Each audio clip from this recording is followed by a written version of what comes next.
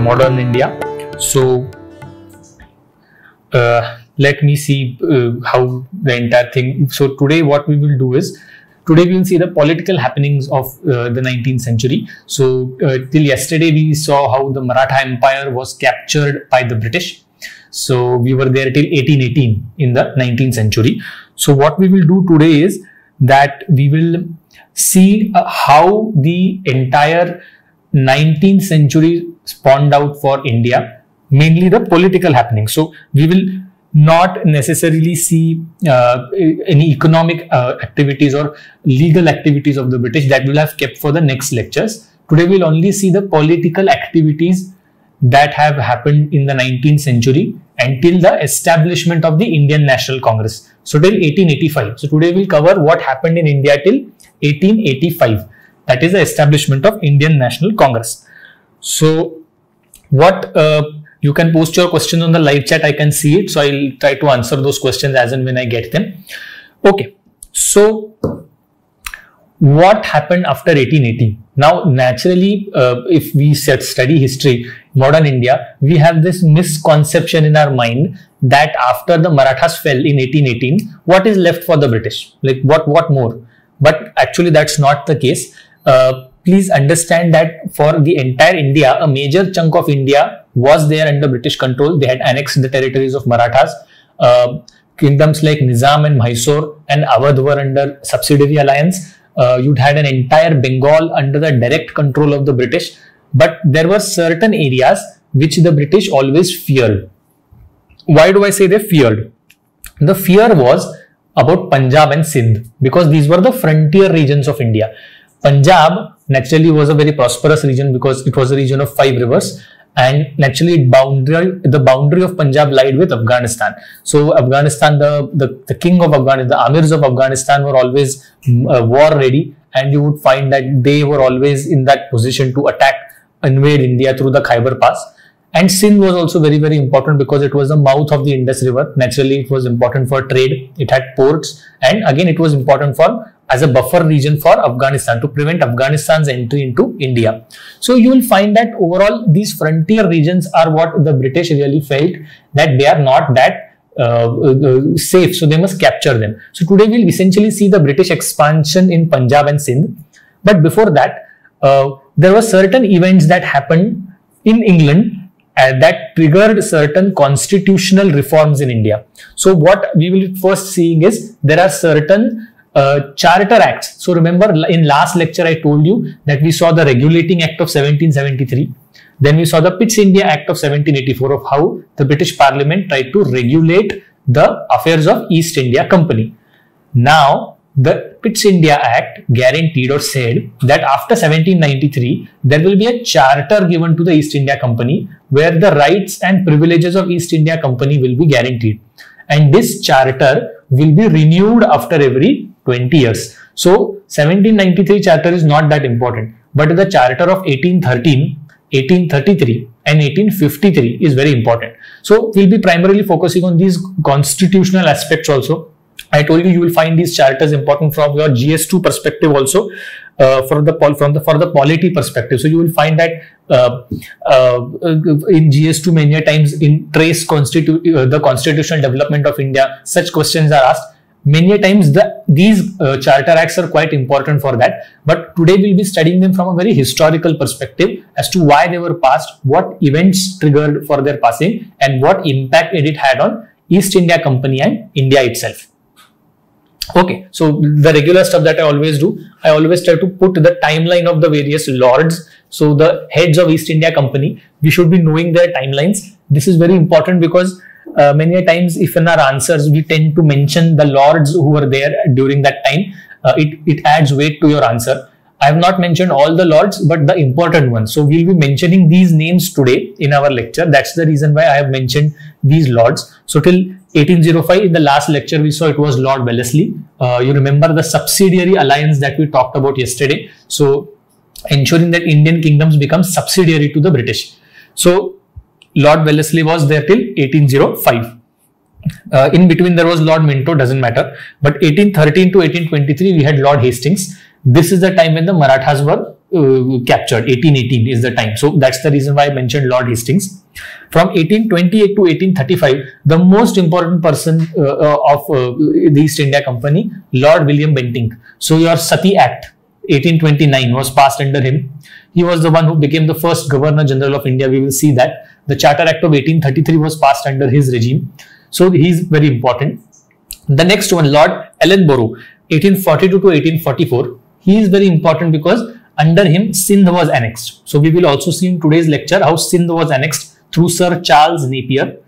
And this man is Lord Ellenborough, an extremely shrewd man, and we'll see what happened. Then when we see the annexation of Punjab, when the British fought wars with the Sikhs in Punjab, that happened under the Governor Generalship of Lord Hardinge. So 1844 to 1848. That is the time when two Anglo-Sikh wars were fought. We will check about them, and then we will find that how and Punjab was annexed. The second most important lord of that time was Lord Dalhousie. So we all have listened to the doctrine of lapse, how he tried to annex Jhansi, and "Main meri Jhansi nahi dungi" is what Jhansi ki Rani said, and how it led finally to the revolt of 1857. The revolt of 1857 actually happened under the lordship of Lord Canning. So 1856 or 1857 roughly till 1862. That is the time when Lord Canning existed. Remember, company's rule was abolished in 1858. So Lord Canning, although was the Governor General of India because of East India Company, he was converted to the post of Viceroy. So we will see what happened later on. But these are generally the lords which we are going to discuss. There are other lords also in the second half of 19th century, but we'll look at them later. So primarily this is what we will deal first. So I'm hopeful that you can hear me properly, and I'm seeing no such any adverse comment today. So I'm hopeful that maybe probably everybody is able to hear me properly. Okay, so we'll go ahead. If you have any questions, keep on posting that. We will solve those questions. Okay. Charter Act of 1813. This is yet another landmark constitutional reform that the British government passed in England. Now, before studying what exactly the Charter Act is, we should ideally be studying what exactly triggered this act. Now, everybody knew that a charter was going to be renewed, but understand that whenever politics is involved in anything, mind you, whatever we are studying as modern India is essentially politics. A country conquering another country, people rising, forming different political parties and fighting that colonial country, everything is essentially politics. So whenever politics is involved, you should always understand that politics involves pushes and pulls. There are always pressures on the government, and whosoever is more successful in exerting his pressure, his saying is always accepted, and that decides the future course of history. So politics is a very important factor in modern India. So if you see the British government, I told you Britain was a democracy by now. In 1689, there was a glorious revolution, and then it became a constitutional monarchy. There were elections, House of Lords and House of Commons sat in Britain, and there was a prime minister who used to actually take all the decisions on behalf of the monarch.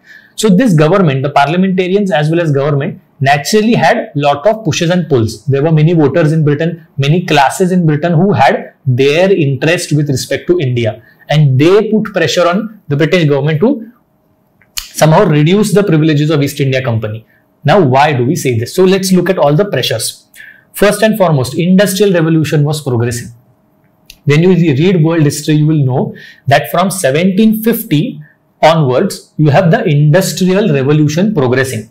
Now, after 1750 till about end of that 1700s, although Industrial Revolution was there, it was not that very fast-paced. But by the start of the 19th century, you will find that Industrial Revolution has now picked up in Britain. So Britain has now become a very strong industrial center. So earlier, when the British East India Company used to procure finished products from India and sell them at high prices in Britain, now the outlook of Britain has changed.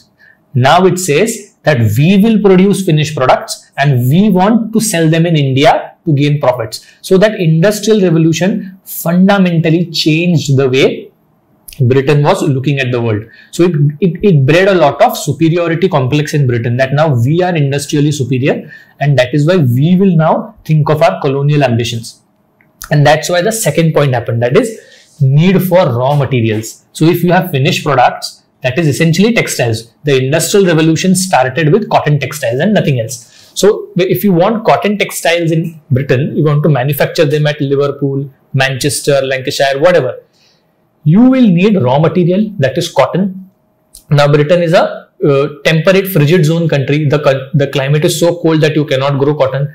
You need a tropical country to grow cotton and give it to you. Now you had two sources. Either you had the Americas or India. You had lost control of the Americas back in 1780s. Last lecture we saw the American War of Independence and how East India Company lost its possessions in North and South America. So naturally the only plausible region remaining for supplying of this cotton as raw material was essentially India. So you had to source cotton from India. So the reason why a Charter Act was there was because it wanted the East India Company to take such specific actions to ensure that we are able to procure cotton from Indians at a cheaper price and sell it to the industries or mills in Great Britain at a very good price, so that we can take back the finished product. So a need arose for raw cotton to be shipped to Britain. The third reason, I told you in the first lecture, we saw that there was a new company that was formed to rival the East India Company, but the East India Company bought all the shares in that new company and it was dissolved. But this did not stop the other merchants in Britain. So mind you, East India Company had an exclusive charter from the king right since 1600 to trade exclusively with India. That's why East India Company was gaining a lot of profits. But naturally, if you are gaining profit and you have an exclusive charter, it is going to cause jealousy for the other traders. So there may be other private corporations, other free trade merchants. So they were the ones who now began advocating the concept of free trade. So if you want to trade, let the trade be free. Let anybody from England be allowed to trade with India. Let those companies compete with each other for the trade, but there should be no exclusive charters. So now the demand began that the exclusivity of East India Company's rights to trade with India, they need to be abolished. So that pressure was built up by free trade merchants. Mind you, I told you it's all politics. These free trade merchants themselves are voters in England, because in those days in England, you had to own a certain amount of property to be eligible to vote. It was not universal. So they were the people who had money, so they were voters. So they had right to vote. Plus they had money, so maybe they funded the campaigns of the Whigs or the Tories, the political parties in England. So you understand, money power is playing now. So naturally the British government was also under pressure to reduce the privileges of East India Company. The next point, the concerns of British parliamentarians. After the subsidiary alliance set in, and slowly the British began signing subsidiary alliances with all the major kingdoms. I told you 1798, our then Nizam all had signed it. 1799, Mysore signed it. 1802 till 1806, the Peshwas and the other Maratha confederates, they all signed the subsidiary alliance. So naturally the company's indirect power in India increased a lot. This raised a lot of suspicion in the minds of the British parliamentarians that, boss, you are creating an empire within an empire. So if the East India Company is not controlled immediately, then there is a possibility that just like America, where the 13 colonies decided to break off from England, there is a possibility that East India Company may also say that now India is a separate possession. We have no relation with Britain. So then that threat was always there. You cannot let one company garner such huge amount of land. That land was like 15-20 times bigger than Great Britain itself. So the mother country was small and the colonial possessions were big. So that was a threat that the British parliamentarians saw. One more propaganda was played by the Christian missionaries. So mind you, with any economic progress for any civilization, their superiority complex for all the things associated with that civilization increases. So once the British people now got industrialized, they had an industrial revolution going, they were earning a lot of money, superiority complex creeped in about certain things. So started with racism, because we are white people and now we are ruling over black and brown people. So the concept of superiority of white people and the white man's burden came up, that it is white man who is civilizing the people all around the world. So superiority crept in. Similarly, the British were Protestant in religion. So essentially they were Christians. Naturally, this superiority complex was adopted by Christianity also, that since it is Christian nations which are getting industrialized, it is now Christianity which is going to be the real light-giving religion of God, and all the other religions that people followed were heathen religions, as in they were degraded people. These religions essentially led to more ignorance in that society, and these religions were more responsible for backwardness of those regions, and hence there is a need to spread Christianity in these regions. So how can you spread Christianity? If you go into a Hindu kingdom and go on spreading Christianity, you will be prosecuted. So it is always profitable that if a British company has large possessions, it has military, it has administration in its control. So isn't it better that you allow Christian missionaries to also propagate under the rule of East India Company? Because that is the easiest way to spread Christianity, because you are under the protection of your own people. So till 1813, Christian missionaries were banned from going into India. So they were always continuously trying to force the British government that we want to go to India. So there were 2-3 parliamentarians. So you will hear the name William Wilberforce. This man and another man called Charles Grant. These two people, William Wilberforce and Charles Grant, these two people were at the forefront of putting pressure on the British government to allow Christian missionaries to function. So there was some reform needed in the charter of East India Company to actually allow missionaries to come to India. And then finally the regular the Nehemithi Rata story that East India Company is not governing India properly. So there is something called as, I told you, after 1773 the affairs of East India Company were put under parliamentary control in Britain. Same happened in 1784 that their financial accounts were audited by the British Parliament. In general, when the British Parliament began auditing the affairs of East India Company, naturally they appointed various committees. So there was one committee, fifth committee, or the committee submitted the fifth report. Hence, it is the name of the report itself is called fifth report. So that committee, when they audited or saw the functioning of East India Company in India, they were extremely critical. They saw the famines. They saw how the British were looting. I told you in last lecture also that how the British East India Company members, the factors, were indulged in corruption. They asked for extra gifts.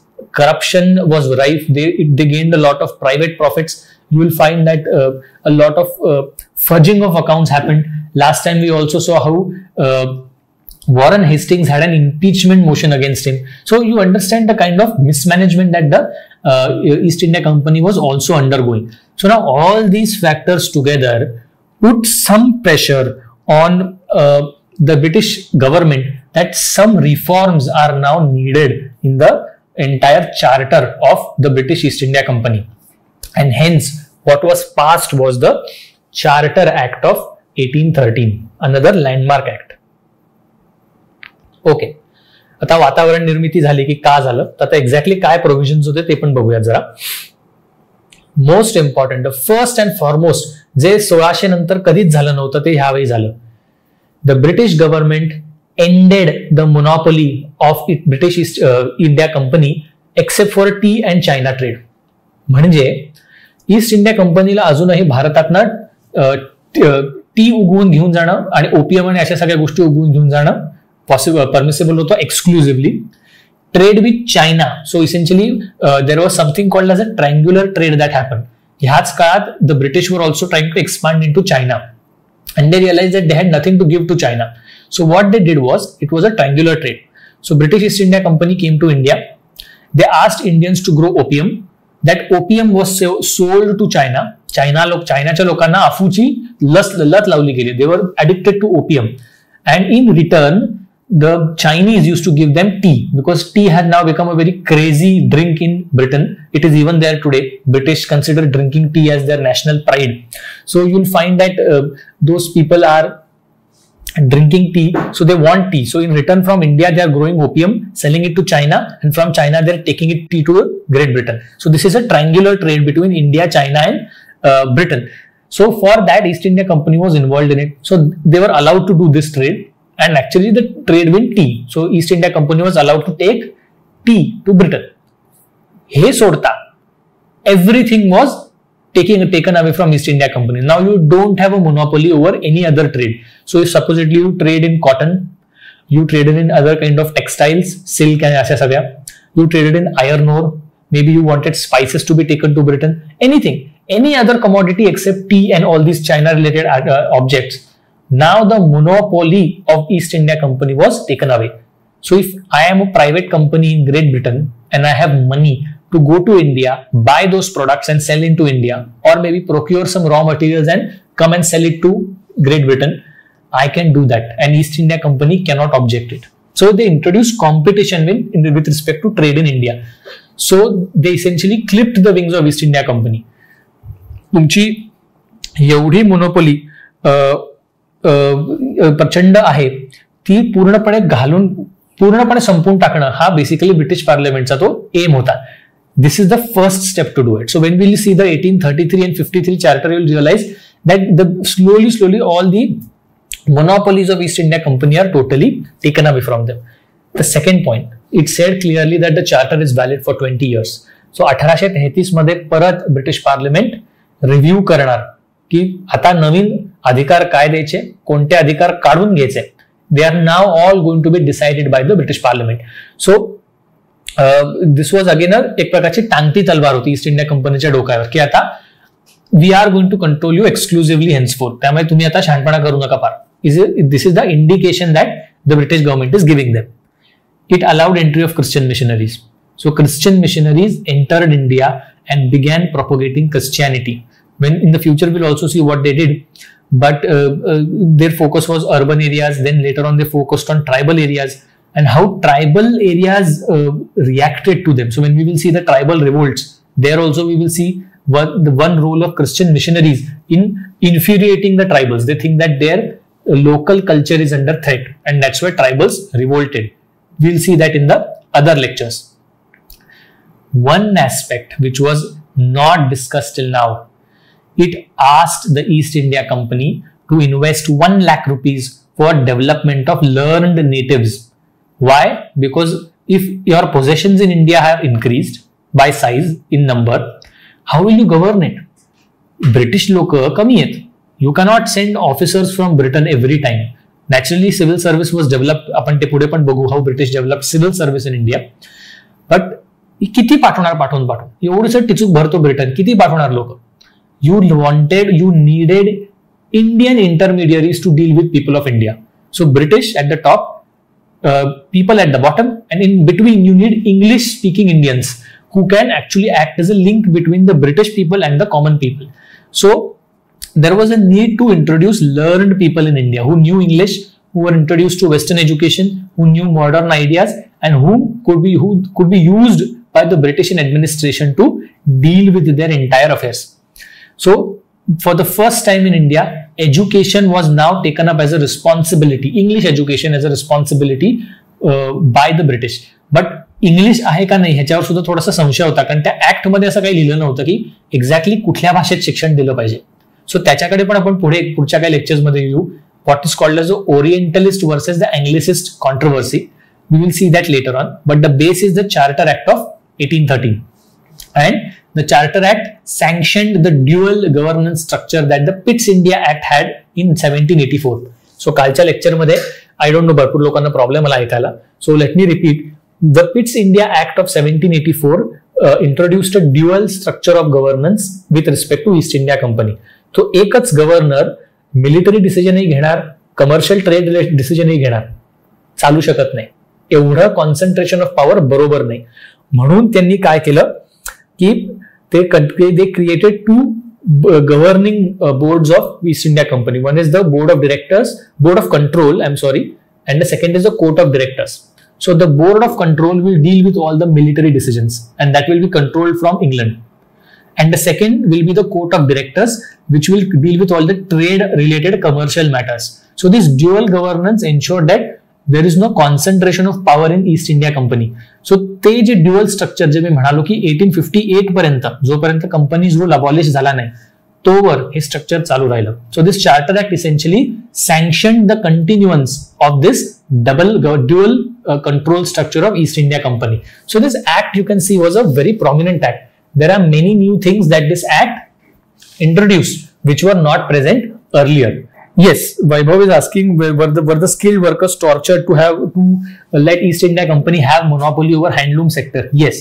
In the next lecture, when we will see the economic impact of British rule, we will see that how the British deliberately tortured the artisans and what policies they introduced to ensure that Indian handloom sector dies, and so that in replacement of it, the textiles manufactured in England can be sold to India. We will see that in the next lecture with respect to the commercial policy of the British. ते आपण पुढच्या lecture मध्ये बघूयात. Okay, so this is the photo which I had brought. Papers respecting the negotiation with His Majesty's ministers for a renewal of East India Company's exclusive privileges for a further term after 1st of March 1814. So hey basically this is the main document of the government Charter Act of 1813. हे सगळे papers आहेत about how discussion happened. So this actually is real thing. बऱ्याच वेळेला मी मागच्या वेळी पण म्हणालो होतो, history शिकताना आपल्याला असं वाटतं की आपण कुठल्या तरी फेरीलँड मध्ये आहोत, हे कधीतरी घडलंय, एक कुठल्या तरी काल्पनिक जगात घडलंय. म्हणून मी मुद्दामून फोटो आणतो to tell you that this things actually happen, just to show. That's why I show you the photos of viceroys, I show you certain pics of the actual wars and everything. एकंदरीत पुढच्या सगळ्या lectures मध्ये मी भरपूर photo पण दाखवणार आहे, because you remember things very good by visual memory also, and it actually brings you to the reality also, की हे जे घडलंय भूतकाळात ते खरंच घडलेलं आहे, ते काय आपण जनरल गप्पा मारतोय अशातलं नाहीये. This actually happen. So this is essentially the papers of discussion of the 1813 charter act. Okay, आता we are now slowly coming to the decade of 1820s and 1830s. आता ह्या टाइम मध्ये I told you, now the entire attitude of British East India company has changed.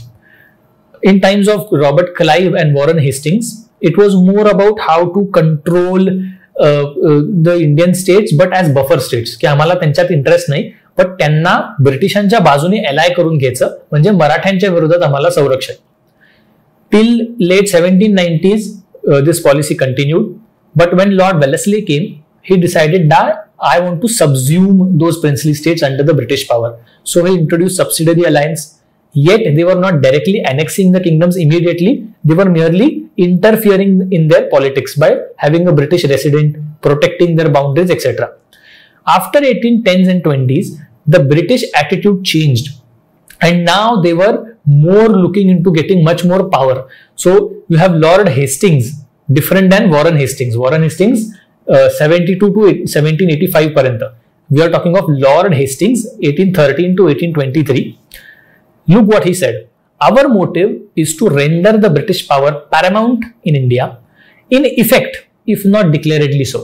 तो officially आम्ही तुमचा कब्जा केलाच आहे हे सांगायच्या ऐवजी त्यांना असं काही कंट्रोल करायचं की त्यांना असं वाटेल की त्यांची सत्ता आहे, पण इनडायरेक्टली ब्रिटिशांची सत्ता आहे.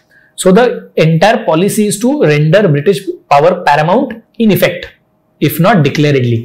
सो आता त्यांचं एकंदरीत तीच पद्धत पुढे सरकली की आता हळूहळू अजून छोट्या छोट्या पॉवर्सला कसं कसं आपण आपल्या बाजूने घेऊ शकतो. काही पॉवर्सला अनेक्सच करून टाकायचं directly, like they annexed all the Maratha territories in 1818. So the biggest annexation happened under the rule of William Bentinck. सो मी मगाशी टाइमलाईन मध्ये सांगितलं, William Bentinck rule from 1829 to 1833. ह्या टाइम मध्ये William Bentinck setup as a policy to take over Indian states, Indian princely states. कारण काय सांगायचं, माल ऍडमिनिस्ट्रेशन, तुम्ही तुमच्या राज्यात नीट गव्हर्नन्स देऊ शकत नाही आहात, तुम्ही यू हॅव नो एअर, तुम्हाला काय उपयोग आहे, आम्ही करतो, आम्ही तुमच्यापेक्षा चांगलं करू, अशा काहीतरी कारणास्तव त्यांच्यावर हल्ले करायचे and you capture those kingdoms. So Mysore, Coorg, Cachar अशा प्रकारचे सगळे areas now they began capturing. So look at Mysore. Mysore had sign subsidiary alliance in 1799.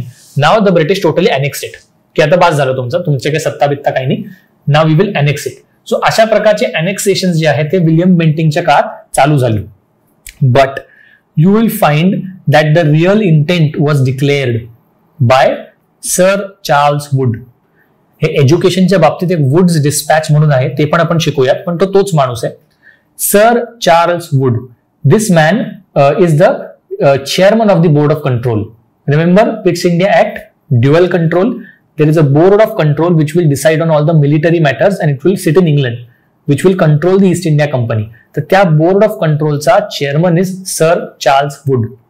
हा माणूस आता 1834 मध्ये डायरेक्टली सांगतोय that whatever and whenever possible go on annexing the princely states. So now it is a direct policy of the British in 1830s to go on annexing the princely states. आता काही don't put up a pretense of subsidiary alliance or we will protect your frontiers, काही नाही, directly annex करा. So ही policy 1834 नंतर चालू झाली. And the most important victim of these policies were Punjab and Sindh. So now we will essentially be looking at the annexation of Punjab and Sindh. This is Lord William Bentinck. तो एकदम style मध्ये उभा आहे, त्या काळचा model बिडेल असावा पण एकदम स्टाईलात उभा आहे. One more peculiar thing you will observe about this British people is the bloody hundreds of layers of clothes that they wear in their photos. So if you check ह्याचं किंवा नंतर पण मी काही फोटो दाखवीन चार्ल्स नेपियर आणि ह्याचे as if असे 4-5 layer कपडे घातले because of their country being cold. I don't know what clothes they wear in India. म्हणजे एवढ्या ह्युमिड आणि एवढ्या डेंजरस, कारण these people are sat in Calcutta. Calcutta is extremely humid in its weather. So I don't know what these people did in Calcutta. म्हणजे चड्डी बंदीवर फिरत असेल खरंच. एवढ्या डेंजर, त्यांना एवढ्या थंड वातावरणाची सवय, आता काय करत असतील god knows. But this is a peculiar factor that these British people will have all poker faces in their photos. Constipation झाल्यासारखं तोंड आहे आणि एकदम असे डेंजर काहीतरी 10-15 लेअरचे कपडे घातलेले असतात त्यांनी. Okay, before we go to the annexation, ह्याच लॉर्ड विलियम बेंटिंगच्या काळात Charter Act of 1833 was passed. So remember in 1813, you will find that the British government said that after 20 years, we will renew the charter of the British East India Company. So after 1813, naturally 1833 मध्ये ते चार्टरचं renewal आलं. Now let's again look at the background. आता परत राजकारण शिजतंय इंग्लंडमध्ये, भरपूर घटना घडतायत. इंग्लंडमध्ये काही घटना घडतायत, भारतात काही घटना घडतायत आणि त्यामुळे आता परत ब्रिटिश गव्हर्नमेंटवर प्रेशर आहे that there is some reform, further reform in the charter given to British East India company is needed. First reason, rise of utilitarians in England. आता युटिलिटेरियन्स कोण आहेत? जेरेमी बेंथम नावाचा एक थिंकर होता. He put up this philosophy called utilitarianism. It springs from the word utility, म्हणजे कुठल्या गोष्टीचा फायदा काय, युटिलिटी काय या गोष्टीची. So utilitarianism essentially deals with greatest good of the greatest number. भरपूर लोक असा डिसिजन घेणे जो बहुतांशी लोकांच्या फायद्याचा ठरेल. We will not pertain to any culture, religion, कुठल्या जुने काही कन्सिडरेशन्स, कुठले कशाला आम्ही सगळ्याला धुडकावून लावून हे करणं आता योग्य आहे ना, मग आम्ही ते करणार. मग ते लोकांना आवडू नये, लोकांचा ते जुन्या बुरसटलेले विचार त्यांना पटवू नये, काही असू दे. If this is a thing which is to be done now properly, याची गरज आहे काळाची, तर ते आम्ही करणार. So we will only deal with the utility of a particular thing. We will not ask other questions whether हे बरोबर आहे का नाहीये. ह्याची गरज आहे आता काळाला, ते आम्ही करणार. That is the philosophy of utilitarianism. So this philosophy came up. So about the utilitarian thinkers were talking of India. So Jeremy Bentham असेल, James Mill असेल, J.S. Mill असेल. These people were now looking at India from a very colonial perspective. They thought that India is backward. Their religion is pulling them back. Their culture and rituals are pulling them back. So now it is necessary to introduce modern civilization to India. Utility, right? की जुन्या पद्धतीमुळे भारताचं नुकसान होत आहे, पण नवीन पद्धतीने भारताचा फायदा होईल. युटिलिटी आहे त्याची, म्हणून आता ते इंट्रोड्यूस केलं पाहिजे. So they talked of modern education, they talked of how British should introduce modern features, modern army, judiciary, civil services, अशा सगळ्या गोष्टी भारतात आल्या पाहिजेत, ह्याचा त्यांचा सपोर्ट होता. So for now they thought that East India company since it is ruling India, त्यांच्यात रिफॉर्म्स झाले पाहिजेत to introduce all these modern features in the governance of East India company. So there was pressure that was coming from utilitarian people. ब्रिटनमध्ये काही अशा घटना घडत होत्या ज्याच्यामुळे अजून काही फरक पडला. So when you will learn world history, जेव्हा एनसीआरटी वाचाल, काही तुमचं ऑप्शनल असेल, जीएस असेल, you will learn about something called as a reforms act of 1832. This was passed in Britain for Britain. ह्याचा भारताशी काही संबंध नव्हता. त्यावेळी मी तुम्हाला सांगितलं ब्रिटन डेमोक्रेसी होता. There was House of Commons and House of Lords. There were two main political parties, Whigs and Tories, which today we are called as Conservative and Labour Party. Britain was a constitutional monarchy. Problem असा व्हायचा की House of Lords, जिथे nominated elite लोक जायचे, it had more power than House of Commons, जिथे सामान्य लोक निवडून जायचे. त्याच्यामुळे प्रॉब्लेम व्हायचे. त्यात सुद्धा जे काही इलेक्शन व्हायचे त्यात we did not have 100% franchise. There were only property qualifications. So तुमच्याकडे ठरलेली प्रॉपर्टी इन्कम असेल तरच तुम्हाला वोट करायला परमिशन आहे. So the peasants and labours and these people were not allowed to vote. So प्रचंड मुवमेंट झाल्या ब्रिटनमध्ये, थोडी हिंसा पण झाली, आणि या सगळ्यामध्ये finally the British government gave in and it pass something called as a reforms act of 1832. ह्या ऍक्टचं गरज काय होती तर अशी, इट अलाउड कॉमन, भरपूर त्यांनी रिलॅक्स केले कंडिशन्स वोटिंगच्या संबंधितले. सो भरपूर लोकांना वोटिंगचा अधिकार मिळाला ब्रिटनमध्ये. त्याचबरोबर you will find that House of Commons got more precedence over House of Lords, आणि टेरिटोरियल कॉन्स्टिट्युएन्सीज ज्या वोटिंगच्या कॉन्स्टिट्युएन्सीज आहेत त्या पण त्याने रिफॉर्म केलं. So this reforms act of 1832 was a election reform act, ज्याच्यामुळे तिकडच्या लोकांना भरपूर प्रमाणात राईट्स मिळाले.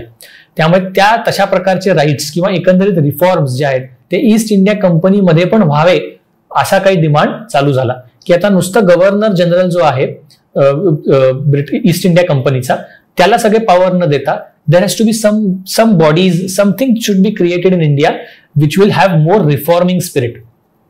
Similarly there was a July revolution in France. हे पण तुम्ही वर्ल्ड हिस्ट्रीमध्ये शिकाल. 1830 साली फ्रान्समध्ये जुलै रेव्होल्युशन झालं, where the monarch of France was again ousted and his name was Charles the 10th and he was ousted and again common people took over the reins of administration, and this was one more step of France becoming a democracy. So French Revolution is not about 1789. France saw multiple revolutions till 1871, and there are 5 constitutions of France essentially, right, starting from 1789. So this was one of the revolution that France faced in 1830.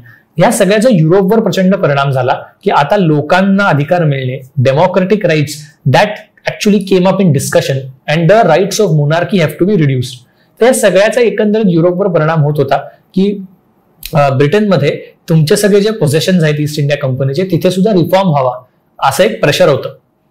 There was further need for raw material. आता industrial revolution अजून जास्त झालं होतं progress. They were expanding their industries, cotton mills even more. So they needed raw material.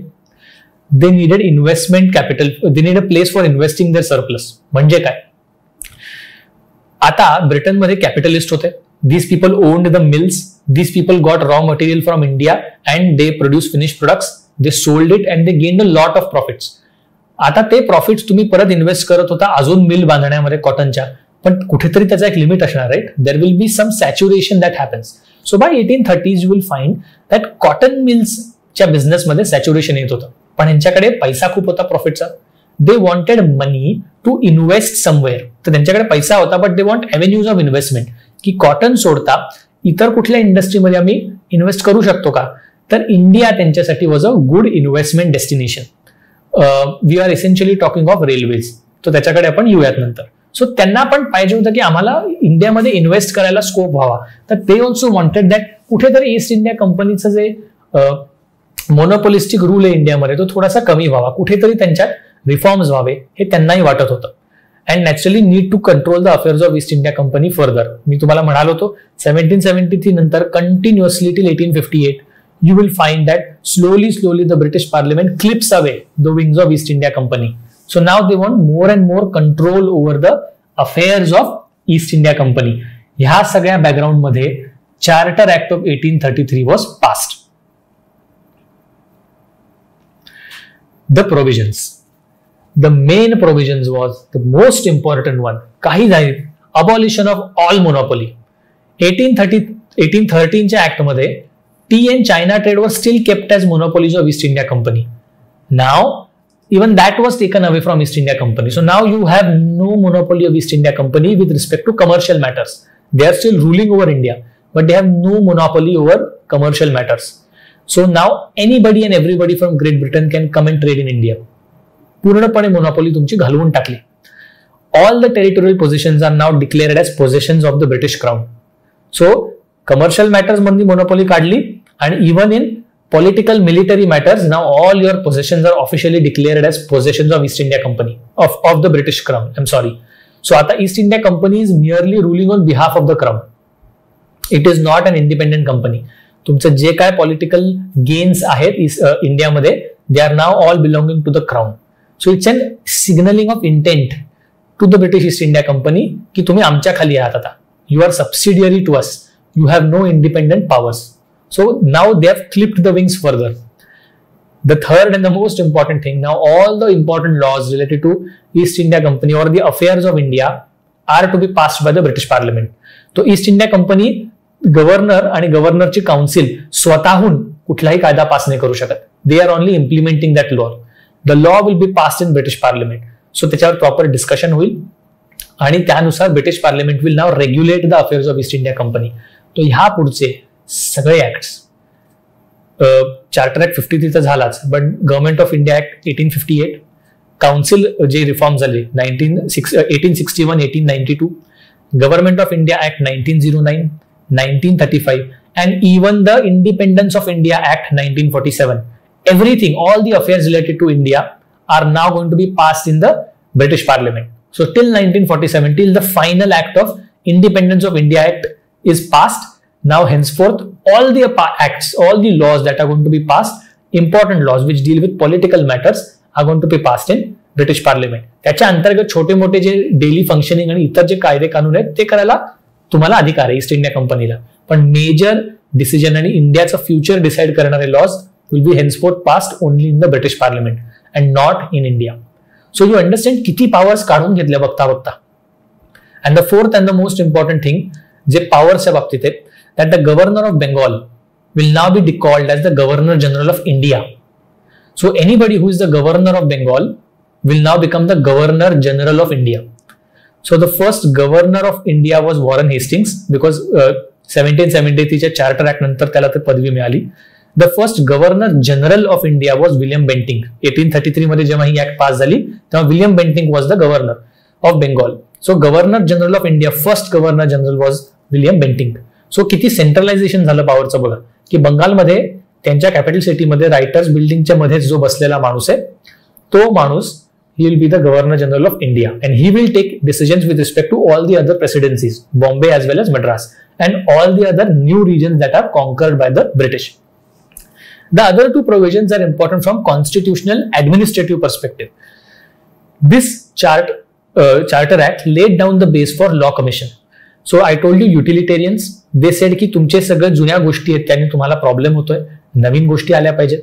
So the utilitarians felt that Shariat for Muslims and Dayabhag Nitakshar for Hindus, these laws, old laws of India are all old, they are outdated, they have absolutely no relevance in today's times. So this Charter Act said that let's have a law commission in India which will draft modern civil and criminal laws for the Indians. This law commission is the basis for passing of your Indian Penal Code 1861 as well as your Criminal Code Procedure CRPC of 1861. हे सगळे जे basis जे आजही आपण वापरतो, भारतीय दंडविधान IPC, ह्या सगळ्याचं basis या law commission मध्ये. And these laws were passed by the British finally in 1861. त्याचा सगळा बेस ह्या चार्टर ऍक्टनी लावला. सो ऍडमिनिस्ट्रेटिव्हली किती मोठी गोष्ट आहे बघा. And the last and the most important thing, जे आपल्या दृष्टीने फार महत्वाचं आहे, that the British now asked the East India Company to have hiring Indians in civil service. So now you can actually have Indians participate in Indian civil service. So you can actually have civil servants hired from India. You don't necessarily now need to ask Britain to send civil servants, British civil servants into India. You can have Indians participating in civil service. So this was just the intent actually. This was not the actual implementation. Implementation 1853 च्या charter act मध्ये झालं. But now you can see administration being opened up for Indians. लॉजिकही clear होतं. Indian territories खूप मोठ्या होत्या, British फार थोडे होते संख्येने. You needed learned natives in between who can act as interface between Indians and British. So you had no choice but to introduce Indians in civil service. So these were all the major provisions of act. So बघितलं आपण जसं जसं या सगळ्या acts बघत जातोय, you will realize that every act is now actually getting much more intense. It is introducing many more things which are going to lay down the base for many things in the future. So असं हे सगळं हळूहळू British parliament काय म्हणतात हलाल देते, झटका नाही देते. सो हलाल मध्ये हळूहळू you kill that animal and let that blood flow slowly so that it tastes better rather than झटका that is killing the animal immediately. So the same policy is here. So rather than killing the goose immediately, झटक्यापेक्षा हलाल चालू आहे, हळूहळू त्यांच्याकडनं powers काढून घेतल्या जातात. So that is how things are going. So जे मी मगाशी बोललो होतो, annexation of further territories. Now we are coming to the real game. हे सगळं ऍडमिनिस्ट्रेटिव्ह रिफॉर्म सगळं ठीक आहे. What was East India company doing to capture the two big remaining frontiers, that is Punjab and Sindh. So तुमच्या मॅपवर जे मी दाखवलंय, that is the Sikh empire under Maharaja Ranjit Singh. So you remember Sikh religion had 10 gurus, last being Guru Gobind Singh, and after Guru Gobind Singh he introduced the Khalsa, that is the military outfit of Sikhs. The Sikhs are now military in nature, militarized in nature, and now after Aurangzeb's death in 1707, the Mughal control over Bengal reduces, and throughout the 18th century you will have the Sikhs fighting for dominance in Punjab region. You have the Marathas going till Atok. Naturally, the Sikhs were subdued. They were not really that big when the Marathas controlled it. Ahmad Shah Abdali invaded in 1761.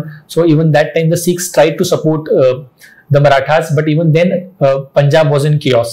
So it is only after the Maratha roots slowly began to recede from Punjab in late 18th century, the Sikhs started to come up. And the main person, the main king of the Sikhs was Maharaja Ranjit Singh. So anyway, from late 18th century till about 1840, that is the time of Sikh Empire. So the map that I showing you, this is the peak of that Sikh Empire. So Maharaja Ranjit Singh ruled this Sikh Empire, the holy land, the fertile land of the 5 rivers. Capital at Lahore. So you will find that this main Sikh Empire was an eyesore for the British. कारण ह्या सिख एम्पायरच्या खालचे सगळे जे भाग दिसतात तुम्हाला, राजस्थान आणि UP मधले, now all of these regions are under the control of British. Ganga Doab पूर्ण हातात आहे, अवध कॅप्चर केलेलं आहे, बंगाल कॅप्चर केलंय, ग्वालियरला थोडा एरिया फक्त शिंद्यांच्या हाताखाली सबसिडरी अलायन्स मध्ये, तो सोडता खालचे सगळे मेन सगळे भाग जे आहेत ते ब्रिटिशांनी मराठा रिजनचे कॅप्चर केलेलेच आहेत. So you will find that the biggest challenge if at all be any was only from Maharaja Ranjit Singh. So British did not attack Ranjit Singh directly because he was very powerful. एवढी मोठी सिख एम्पायर आहे, ह्याला अटॅक करणं अवघड आहे. So the British essentially waited for Ranjit Singh to die. So Ranjit Singh essentially died in 1839. This is Maharaja Ranjit Singh. So you also be knowing the story that after Nadir Shah took away the Kohinoor Hira from the Mughal throne, it was recovered by Maharaja Ranjit Singh. So he was the owner of the Kohinoor Hira, and in his will he wrote that the Kohinoor Hira should be gifted as a gift to the Puri Jagannath temple. The British naturally did not fulfill their wishes, and it is from Maharaja Ranjit Singh that the British captured the Kohinoor diamond, and till now, it is there in Britain only. So this was Maharaja Ranjit Singh. So till the time he was there, the British did not dare to act. I have got one question. Somebody is asking, Governor of Bengal became Governor General of Bengal in 1773. Correct, but we are talking of Governor General of India now. So Governor of Bengal was just given the powers to look after the affairs of Punjab, Bengal, Madras and Bombay, all the 3 presidencies. That right was again taken back in 1784 because of the dual control. So now in 1833, again you have the British saying that whosoever is the Governor of Bengal, he will be the Governor General of entire India, because now you don't just have 3 presidencies, you have all the other regions in India. So that is the answer to that question. That is why 1833 is important. Okay, so we were dealing with Maharaja Ranjit Singh. Maharaja Ranjit Singh, till he was alive till 1839, nothing happened. British had no guts to go and conquer Punjab. So the conquest of Punjab. The need to conquer Punjab, I told you, it was a fertile land of 5 rivers. The very next province to Punjab was the Pashtun regions and Afghan region. Naturally, it was a threat because the Afghanis could ever invade into India. So you needed some control of Bengal. The control of Punjab. So the British now decided to wait. They waited till Ranjit Singh died in 1839. As I told you in the first lecture itself, the weakest point that any kingdom can have is when a succession struggle happens. अगदी मराठा साम्राज्याचे तेच झालं होतं की संभाजीराजे विरुद्ध सोयराबाई होतं, त्यानंतर ताराबाई आल्या, ताराबाई विरुद्ध जे सातारचे शाहू होते त्यांच्यात काहीतरी झालं. Whenever there is a succession struggle, your kingdom is at the weakest because there is internal fight. Your sardars are themselves confused whom to support. So you are consumed in your internal affairs. and this makes your enemy strong. So what happened after Maharaja Ranjit Singh's death is that Ranjit Singh's successors began quarreling about who should be the next successor. In all this succession struggle, the Khalsa army, that is the Sikh army, was also involved.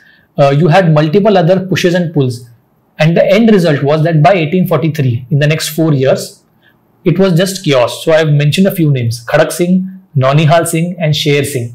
These were sons and grandsons of Maharaja Ranjit Singh. All were killed by their own people. So अंतर्गत कलह मध्ये से सगळे मारले गेले. So see how weakened the Sikh Empire was in just 4 years because there is no king, and naturally the British were all wanting to all this to happen. In 1843 finally कसं तरी करून जला कोणीतरी राजा पाहिजे म्हणून रणजित सिंगचा सर्वात धाकटा पोरगा दलीप सिंग, he was very small at that point of time, he was just a kid. So he was put as the king of the Sikhs, of the Sikh Empire, and the actual control of administration was given in the hands of his mother, that is Ranjit Singh's wife, Rani Jinda. So Rani Jinda controlled the affairs of the Sikh Empire after 1843 under the name of Maharaja Dalip Singh. Naturally, all the problems arose because the wazir was now becoming much more powerful. So the Maharaja peksha wazir बऱ्याच वेळेला जास्त हुशार असतात. So wazir was this called Hari Singh Dogra and Sikh. So Dogras are not Sikhs, Dogras are Kashmiri Hindus. So you will find that there is always some problem happening. So this is a photo that I could get. Left side is Rani Jinda and on the right side it is Maharaja Dalip Singh. हा मोठा झाल्यावरचा photo आहे. He was very small when he actually became the Maharaja. Okay. So now Khalsa army begins to assert itself in politics. कारण आता राणी जिंदा आणि दलीप सिंग दोघंही पॉवरलेस आहेत, तसे फार पॉवरफुल नाही. So now they are begin to assert themselves in politics. So झोल होत आहेत आता की आता कसं तरी सगळीकडे पुश अँड पुल्स राजकारण चालू झालेले. त्यात सीख आणि डोगरांमधली भांडणं चालू झाली. So you will find that the Sikhs are saying that Dogras should not become wazirs because wazirs are manipulating the king. So you will find politics is all going on. आणि ह्या रायव्हलरी मध्ये it led to complete economic ruin of the Sikh empire. Trade stopped, taxes जास्त collect केले गेले, सगळ्या प्रकारच्या law and order मध्ये problem झाला. So you will find that whenever a succession struggle starts it essentially pulls down the entire kingdom. हा सगळा घोळ महाराजा रणजित सिंगच्या मृत्यूनंतर झाला. So from 1839 till 1843 this is the kind of problems that the entire region faced. आता आपण trigger point कडे जाणार आहोत की कुठल्या गोष्टीने ट्रिगर झालं. The first Anglo Sikh war of 1846. झालं असं की British were already keeping a watch from Uttar Pradesh and Delhi region. त्यांचे काही थोडेसे ब्रिटिश आर्मी सुद्धा त्यांनी लुधियानापर्यंत पोहोचवली होती. Lord Harding was the British Governor General in India. He was just waiting for something to happen. That event took up in 1845. There was another wazir called Jawahar Dogra. Now he was assassinated by the Khalsa army. So again Sikh versus Dogra rivalry, and this caused complete anarchy in Punjab region. ह्या गोष्टीमुळे परत anarchy झाली. The British now seized the chance. They said that now this is the chance for attacking Punjab and annexing it. So Lord Harding attacked Punjab and a decisive battle was fought at Sabraun. So Sabraun battle of 1846 is when the Sikhs were defeated, but not totally. Naturally the British were also not that powerful. So British were defeated in battle of Sabraun and now they had to sue for peace. So there was a peace accord between Punjab and the British, but naturally it was heavily in favor of British because British had won the war. What was that accord? It's called as the Treaty of Lahore. Lahore was the capital of the Sikh Empire. So Treaty of Lahore 1846. Again you will find very similar things with subsidiary alliance. की बघा कसं केलं. दलीप सिंग is now recognized as the king of Punjab. कारण पोरगच आहे, ते काय करणार आहे, त्याला तुम्ही accept करून टाकलं. British resident Henry Lawrence is now posted in Lahore. So yet again आता त्यांच्या राजकारणात ढवळाढवळ करायला एक ब्रिटिश रेसिडेंट तिथे जाऊन पोहोचलेला आहे. Khalsa army will be limited in number of course because you can't let Khalsa army rebel again. So you will find that the Khalsa army rebellion त्यांचं प्रिव्हेंट करण्यासाठी हे सगळं प्रकार ब्रिटिशांनी केलं. आता ब्रिटिशांची आर्मी पोस्टेड आहे पंजाबमध्ये. आता आर्मी पोस्टेड आहे तर त्यांचं खर्च करायला लागतं, त्यांना 2 वेळेला जेवण द्यायला लागतं, घोडे ढाली तलवारी विकत घ्यायला लागतात, पैसे लागतात. ते पैसे कोणाकडनं विकत घेणार? ह्यांच्याकडनंच घेणार. सो जलंधर दुआब त्यांना देऊन टाकला. 1.5 कोटी रुपयांचं त्यांच्याकडनं वॉर इंडेमनिटी मागितली, ती पूर्ण देता आली नाही म्हणून काश्मीर मधला काही भाग त्यांना देऊन टाकला ब्रिटिशांना. So you understand how slowly the British are eating away Punjab Empire, the Sikh Empire, by all these provisions. So now essentially the British had a puppet king called Dalip Singh with a British resident in his court and British army posted in Punjab. So आता काय पाहिजे? So now you are now waiting for some other instance to happen where now you can finally totally annex Punjab. So आता British त्यासाठी थांबलेले. So this is the surrender of Maharaja Dalip Singh in that battle of Sabrow. हा असे काही छान photos ब्रिटिशांचा फायदा असा झाला ना, काही त्यांच्यातले बरेचसे लोक असे ईस्ट इंडिया कंपनीचे आहेत who were not really associated with the governance structure, but they were people who wanted to roam, explorers होते. त्यामुळे भरपूर लोक असे गेले and these people try to paint instances, try to sketch many big personalities, ह्या सगळ्यांचे photo काढणे, असा सगळा प्रकार ब्रिटिशांनी खूप केला. So you will have this one guy called Francis Buchanan. He roamed in the Jharkhand and the tribal regions. So जेव्हा आपण ट्रायबल रिव्होल्ट्स बघू त्याच्यात ट्रायबल विलेजेसचं स्केचेस आणि असे सगळं ह्या लोकांनी काढून ठेवले. सो हे सगळे फोटोज आपल्याकडे आज आहेत because some British people actually thought of sketching it, आणि not just British, many European people in general came to India to sketch all this. So भरपूर असे फोटोज तुम्हाला इंटरनेटवर किंवा एकंदरीत हिस्ट्रीच्या कुठल्याही आर्काइव्ह मध्ये सापडतील. So this is Dalip Singh surrendering to lord Hardinge. Okay, now the Sikhs are not at all happy. Of course they won't be, कारण आता तुमच्या ढवाढवळ चालू झालीये. तर ढवळाढवळ जर चालू झालीये तर कुठेतरी कुरकुर होणार. तर काय काय कारणं ठरली की खालसा आर्मीमध्ये थोडा प्रॉब्लेम आला, कारण त्यांना आता डिसबँडच केलं, नंबर्स कमी केले. So now they are also itching to come back to power and defeat the British. त्यात ब्रिटिश रेसिडेंटनी परत नालायकपणा केला. He hatched a conspiracy alleging that Rani Jinda, the queen herself, is trying to push away the British resident from Lahore court. That's why Rani Jinda was transported from Lahore to a city called Shekhupura. So हे शिखांना अपमानास्पद वाटलं की आमच्या राणीला तुम्ही अशा प्रकारे दरबारातनं बाहेर काढलं आणि तुम्ही एका दमीन शहरात जाऊन त्यांना बसवलं. So this was considered to be very, very problematic. And the final trigger for that entire thing came with Mulraj. So Mulraj was the governor of Multan. So Multan was a part under the Sikh Empire. He revolted in 1849 with the help of Khalsa army and against the British. The British and फेकून द्या बाहेर. And that's why the second Anglo-Sikh war begins in 1849. But this is going to be the decisive war where now the British are not going to keep any things reserved. They are going to go on full onslaught against Punjab and finally going to annex it. So we will now see the second Anglo-Sikh war. आता ब्रिटिशांनी हल्ला चढवलेला आहे कारण सिखांनीच पहिले सुरुवात केलेली आहे. So now British come out with full force. Now this is Lord Dalhousie. Lord Dalhousie is the governor general of India in this time. The British come out with full force against the British. There is a place in Punjab called Gujarat. Quite sounds very ironical, but yeah, there is a place called Gujarat in Punjab region on the banks of Chenab.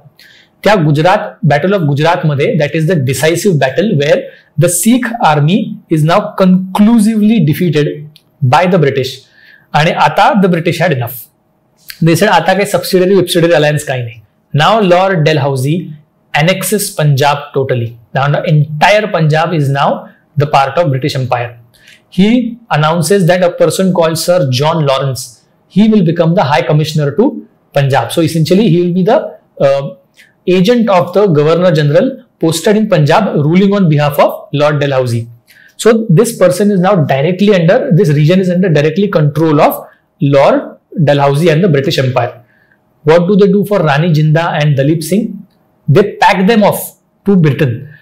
असं म्हणतात की हा जो दलीप सिंग आहे, this man lived under the care and control of Queen Elizabeth. So ती जी राणी होती, I'm not Elizabeth, Queen Victoria, I'm extremely sorry. Queen Victoria ही जी राणी होती त्यावेळी ब्रिटनची, तिने ह्या दलीप सिंगला मुलासारखं वाढवलं असं म्हणतात. सो हा दलीप सिंग पूर्ण आयुष्यभर आता ब्रिटनमध्येच राहिला. So he was just transported out of Punjab so that essentially the entire dynasty of Maharaja Ranjit Singh was finished off and British now take control of Punjab. And त्याच्यामध्ये छोटे छोटे काही इंडिपेंडंट स्टेट्स होत्या, पटियाला विटाला सारखा.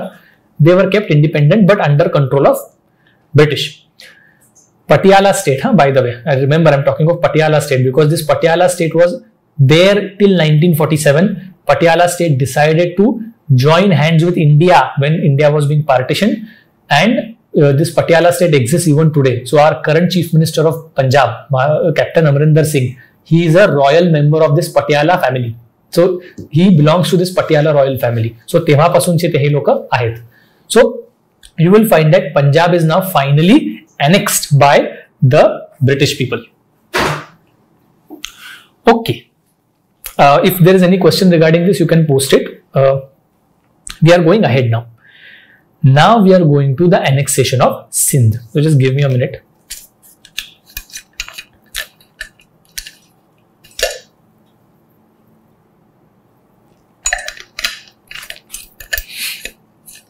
Okay. So the map that I'm showing you has the Sikh Empire, and below it you will find there is Sindh. So you will find that Indus region is the fertile Indus region is where Sindh exists. On the left side of it you will have the Baluchistan region, very rocky mountains, and just beyond it you have Afghanistan. So Sindh, you can see, has a very strategic position. You have Indus, mouth of the Indus. So from sea trade you can directly get into the Punjab and Sindh region directly through this Indus River. So imagine how easy would it be to transport finished products into India or take away raw materials out of India through the Punjab and Sindh region. So त्याच्यामुळे ह्या सगळ्या नद्यांवरचा control महत्वाचा होता. So naturally Sindh was something very important for the British. Also it could act as a resting place for British army for their conquests in Afghanistan. कारण आता ब्रिटिशांना असं वाटायला लागलं 1830s मध्ये that since we have expanded into Punjab, isn't it better for us to capture Afghanistan also? कारण अफगाणिस्तानच्या पलीकडे वरच्या बाजूला रशिया होतं. Russia was in control of Central Asia even in those days. So Afghanistan was necessary to be controlled by British because they नाही झालं तर Russian invasion in Afghanistan is a real possibility. So now Sindh also becomes a very important place for British to control so that they can get hold of entire Indian subcontinent. If Punjab was conquered by direct war, Sindh was conquered by intrigues. म्हणजे ज्याला आपल्या साध्या भाषेत हरामखोरी म्हणतात, की एक प्रकारची हरामखोरी करून त्यांनी सिंधला कॅप्चर केलं. So let's see how. Actually Sindh had no single king. Sindh ह्या प्रांताचा कोणी एक राजा नव्हता. There were small sultanates in Sindh ruled by various amirs. So Khairpur, Thatta, Rohri, Hyderabad असे काही छोटे छोटे त्यांच्याकडे राज्य होती which were ruled by those amirs. Those amirs acted as one group, but they were not united like say the Sikhs. Now what happened was in as early as 1810s, त्यावेळी Lord Minto was the governor of India, governor of Bengal, but he was the main controller of East India Company. This man had a treaty signed with the Amirs. What was that treaty? The treaty was of loyalty. The Amirs were supposed to not allow any French or any other European entry into Sindh, and in return, the British gave an assurance to the Sindh people that British will not invade Sindh. So there will be no British invasion of Sindh, provided the Amirs remain loyal to the British, and they will not allow any other European power to set their foot in Britain, in Sindh. Now this was very good. The Amirs were very poor. स्वभावाला बिचारे फार गरीब होते. They did not recognize the kind of politics that the British were playing. The Amirs remained loyal to the British. For the next 20 years, the Amirs remained loyal to the British. So you will find that the Amirs had no intention of whatsoever to go against the British. And this proved to be their biggest mistake. Now, in 1838, you will find that the British launched their first Anglo-Afghan war. So the British armies are now willing to invade Afghanistan. And for invading Afghanistan, for southern parts of Afghanistan, the British marched their armies through Sindh. Isn't it a direct violation of that treaty of Lord Minto that British will not in any way let their army enter Sindh? But Lord Auckland actually now asks British army to march through Sindh for their conquest on Afghanistan. They did not conquer Sindh, but they asked their armies to march through Sindh. So this naturally made Amirs very, very wary. So a new treaty was now negotiated because British have shown their strength of military. So the Amirs are now on the losing side. Now, what is the new treaty where the Amirs are actually giving up some control? It now says that Amirs have to contribute 3 lakh rupees annually to the British kitty. And the British will now post their army in Sindh. So now the Amirs are actually losing control over Sindh. They are loyal to the British even now. Yet those people are now forced to pay 3 lakh rupees a year and have British army being posted in the Sindh region. Now the actual haramkhori starts under Lord Ellenborough. So Lord Ellenborough from 42 to 44, that is the time when Lord Ellenborough finally decides that we must conquer Sindh. So 1834 मध्ये, remember I told you Sir Charles Wood said that conquer territories as and when it is possible. So पडत्या फळाची आज्ञा घेतल्यासारखं Lord Ellenborough now says that we must capture Sindh. So he sends an absolute bastard called Sir Charles Napier. हा माणूस स्वतःहून मान्य करतो की मी हरामखोर आहे. ते आपण बघू पुढे. But just see the intrigues that this guy Sir Charles Napier played in Sindh. So just see what he tried to do. He propped up another Sindhi man called Kutram, and this guy through him he alleged that the Amirs are plotting to throw the British out of Sindh. असे खोटे आरोप उडवून दिले त्यांनी फक्त. ही ब्रिटिशांची खास सवय की कुठल्या तरी सस्पिशनच्या नावाखाली खोट्या आरोपाखाली हल्ले करायचे. तो ह्या कुतरामच्या नावाखाली सर चार्ल्स नेपियरनी असे हे अज्युम केलं that the Amirs are now trying to invade the British areas or trying to throw out the British. He now asked the Amirs to sign a new treaty where he asked them to give Rohri and Thatta's control to the British, or he even asked the Amirs to allow British to mint their own currency in Sindh. आणि असे सगळे प्रकार त्यांनी demands टाकले. Amirs said no, we will not allow this. This Charles Napier now also started to interfere in succession struggle in Khairpur. So Khairpurच्या सल्तनतमध्ये Charles Napier actively tried to put British force behind one prince who was considered loyal to the British. So अशा प्रकारच्या succession struggle मध्ये सुद्धा त्यांनी भाग घेतला. Now the Amirs were really pissed off की आम्ही एवढे लॉयल राहूनही आमच्यावर असे अत्याचार केले जात आहेत. But now the British said we had enough. So in February 1843, there is a fort at Imamgarh in Sindh. The British army officially attacked that fort and tried to capture it. And this essentially made Amirs very angry, and the Amirs of Sindh declared war against the British. And naturally, the Amirs lost because they काहीच नव्हते, कुठेच नव्हते. And now the British finally capture Sindh totally. So they had to pay a heavy price for their loyalty. So, the classical Indian trait of not understanding the politics of the British. So the British essentially utilized the loyalty of the Amirs and forcefully captured Sindh. Charles Napier himself says this: "We have no right to seize Sindh, yet we shall do so, and at a very advantageous, useful piece of rascality it will be." He actually calls it a piece of rascality. So ते मान्य करतात की British लोक rascal आहेत कारण तुम्ही आमिर लोकांच्या लॉयल्टीचा गैरफायदा घेऊन सिंधला कॅप्चर केलं. So now all the two remaining frontiers, Punjab and Sindh, are captured. So the British now, for all practical purposes, are the rulers of Indian subcontinent. जे काही थोडेफार डिपेंडंट किंगडम्स होत्या त्या पुढे गेल्यावर त्याची कसर डायलॉग्सनी भरून काढली, त्यांना आपण कॅप्चर करायचे. तर ते आपण पुढे आता बघूयात. But two main kingdoms of this entire region, Punjab and Sindh, now are captured by the British.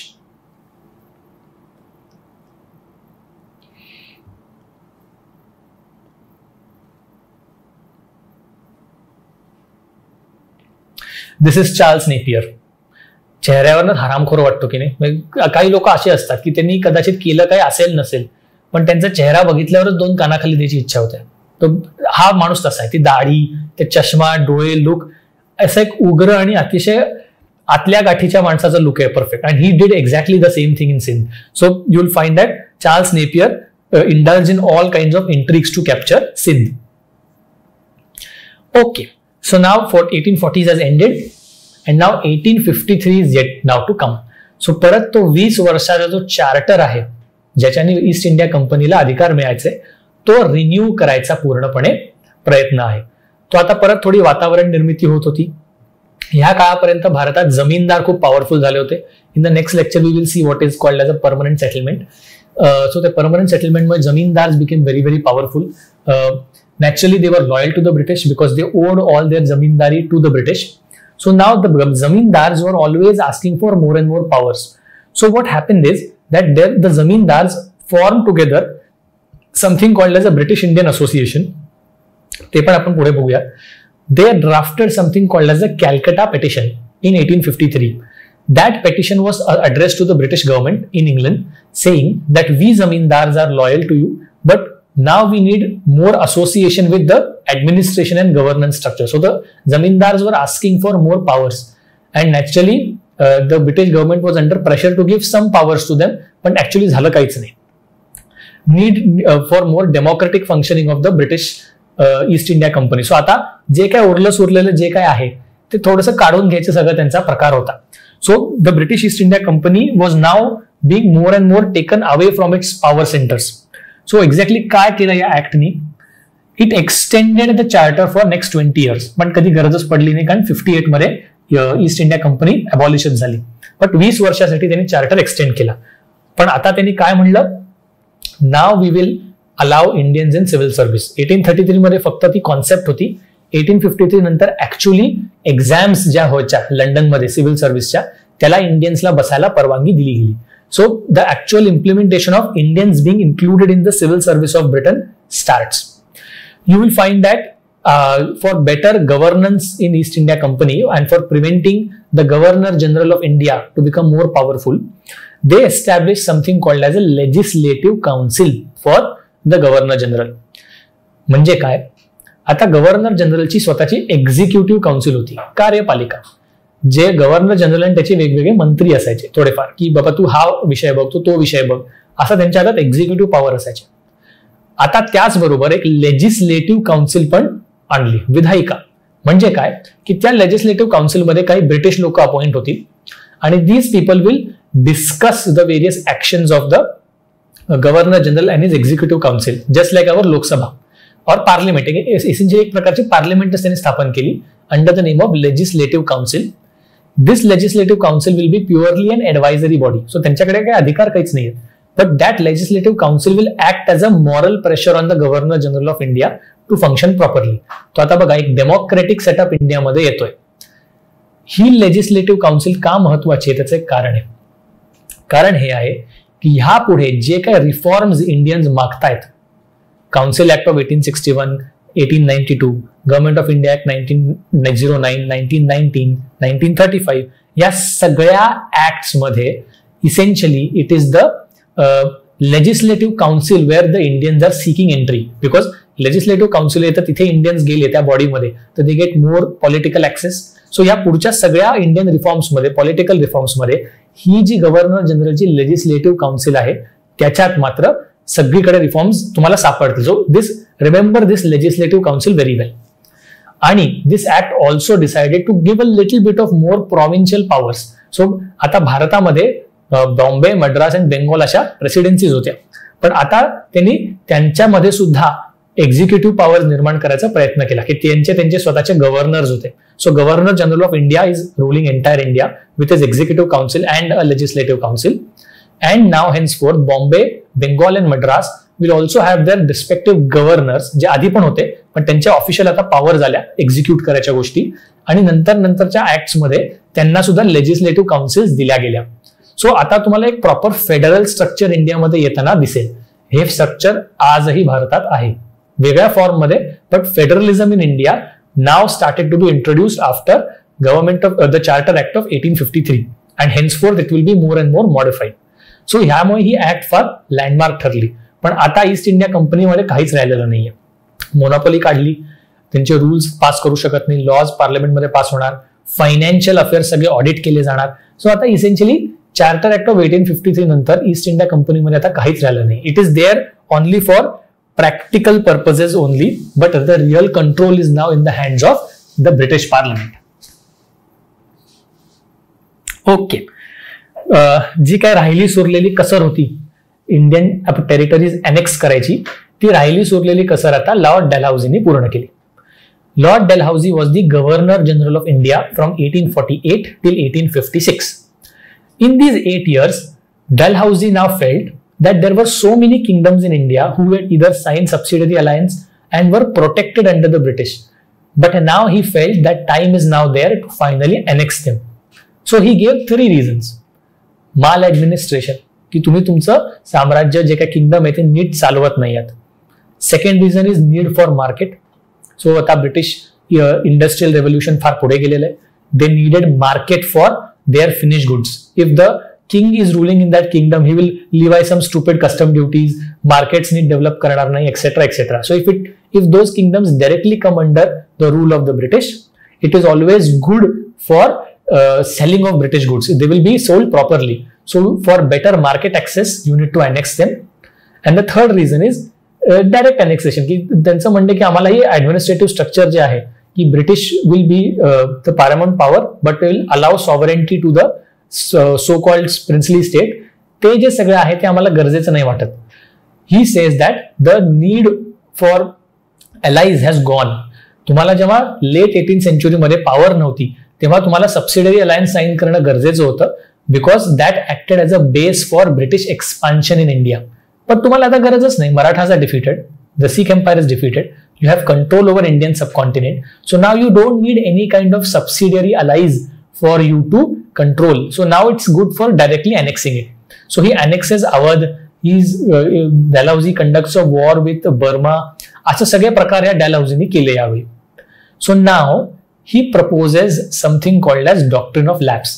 असं डायरेक्टली अनेक्स करण्यापेक्षा काहीतरी असं रूलच्या नावाखाली अनेक्स करायचं. Doctrine of lapse. परत नावाने इंटिमिडेट होऊ नका. डॉक्ट्रिन म्हणजे एक प्रकारचा नियम. लॅप्स म्हणजे कुठली तरी गोष्ट बंद होणे किंवा संपणे, त्याला लॅप्स म्हणतात. सो लॅप्स कुठली गोष्ट होणार, तर ही गोष्ट की आता त्यावेळी काय असं झालं होतं की बऱ्याचशा प्रिन्सली स्टेट्समध्ये सक्सेसर्सवर खूप नाटकं व्हायची. काही लोकांना मूलच नसायचं, काय करायचं. तर ही गोष्ट हेरली डलहौसीनी.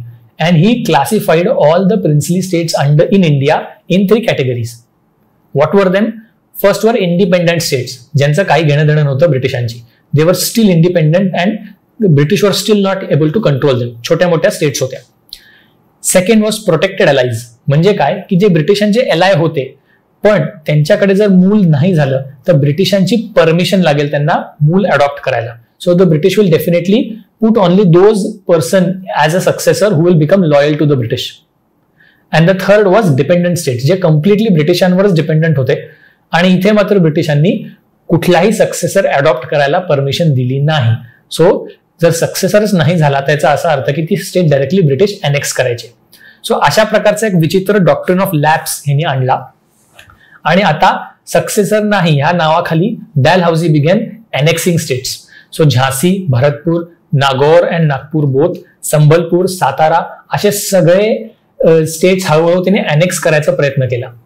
Naturally this caused a lot of problems. कारण राज्य म्हणाले की तुम्ही आम्हाला युद्धात डिफीट न करता तुम्ही आमचा सक्सेसर नाही याच्या नावाखाली आमच्यावर हल्ले करून आम्ही अनेक्स करायचा प्रयत्न करता. So this was actually a very very problematic thing. So this attitude of Lord Dalhousie essentially angered a lot of princely states. So the reason for drawbacks of this doctrine of lapse was that this is artificial distinction between independent states, protected allies and dependent states. कोण बघायला गेले, कशाच्या आधारावर तुम्ही decide केलं, तुम्ही स्वतःच्या मनाने डिसाइड करून टाकलं. There is high handedness in handling the entire affairs because Dalhousie म्हणणार की तुम्हाला सक्सेसर नाही, आम्ही येऊन अनेक्स करणार. There is no recourse available. तुम्ही ब्रिटनला जाऊन सांगितलं की बघा तुमचा डलहौसी असा करतोय, ते ती ईस्ट इंडिया कंपनीचा जो बोर्ड ऑफ कंट्रोल होता जो ब्रिटनमध्ये बसायचा तो म्हणणार आहे आम्हाला काही घेणं देणं नाही. अगदी रेअर केसमध्ये करवली ह्या राज्याचं annexation board of court of डिरेक्टर्सनी मागे घेतलं. पण बहुतांशी जे अनेक्सेशन झाले होते त्यांनी हात वर केले की आता आम्हाला once they are under British control we are not going to set them back. So you see एक प्रकारचा हाय हँडेडनेस दिसतोय डलहौसी मध्ये की तुमचा सक्सेसर नाही तर आम्ही तुमच्यावर कंट्रोल करणार. ह्याचा इम्पॅक्ट जबरदस्त झाला असा की प्रिन्सली स्टेटचे जे राजे होते ते नाराज झाले की आमच्या हातनं सत्ता घालवली. बेस्ट बिंग राणी की झांसी, सॉरी झांसी की राणी. सो झांसी की राणी is basically very angry. You remember Bajirao the second was the ruler of the Marathas who was pensioned off, आणि पूर्ण पेशवाचा रिजन कॅप्चर केला होता. ह्या बाजीराव द सेकंडचा मुलगा होता Nanasaheb Peshwa. He was denied the pension that his father was applicable for. आणि British म्हणले तुमच्या मुलाला आम्ही पेन्शन देणार नाही. So Nanasaheb Peshwa was also very very angry because Nanasaheb Peshwa later on also participated in the revolt of 1857. So you will find that this entire thing has made kings very very angry. So Dalhousie is the person really blamed for the revolt of 1857, for princely states to actually participate in that. The soldiers were also angry because राज्य पूर्ण हस्तगत केल्यावर जे त्या राज्यांची army होती ती आता useless झाली, त्यांना काही काम धंदे नाही. The soldiers had nothing for employment. So the soldiers are angry. Taluqdar are angry, म्हणजे तिकडचे जमीनदार, कारण त्यांच्याकडनं जमिनी ब्रिटिशांनी काढून घेतल्या. सो अशा सगळ्या घटना घडल्यावर सगळ्या लोकांमध्ये रोष तयार झाला. And this acted as a very good base for a revolt of 1857. सो आता आपण हळूहळू रिव्होल्ट ऑफ 1857 कडे जातोय. This is Lord Dalhousie. Again 50 प्रकारचे लेयर्स घातलेत कपड्याचे, लाल भडक कपडे घातलेत, आय डोंट नो का, आणि चेहऱ्यावरनं जरा डॅम्बिसच वाटतोय माणूस. Okay, the revolt of 1857. सो आता हा जो रिव्होल्ट झाला 1857चा, हा मात्र फार मेजर झाला. आतापर्यंत ब्रिटिशांविरोधात प्रिन्सली स्टेट्स थोडंफार इकडे तिकडे हल्ले करायचे, काही अडचणी व्हायच्या, बट कसं तरी ते सेटल व्हायचं. British could somehow gain control of their positions. पण 1858 मध्ये मात्र एक पूर्ण हिंदी हार्टलँडमध्ये, साधारणतः नॉर्थ इंडियामध्ये एक संयुक्त प्रकारे लोकांचा राग जो आहे तो निघाला लोकांवर. आणि तो राग जेव्हा निघाला तो जबरदस्त निघाला. सो त्याच्या मागची कारणं समजून घेऊयात. Why did the revolt happen? आता हे कारण ठीक आहे, सगळ्यांना माहिती आहे that Indians were not happy with the British, पण काही स्पेसिफिक कारण आहेत.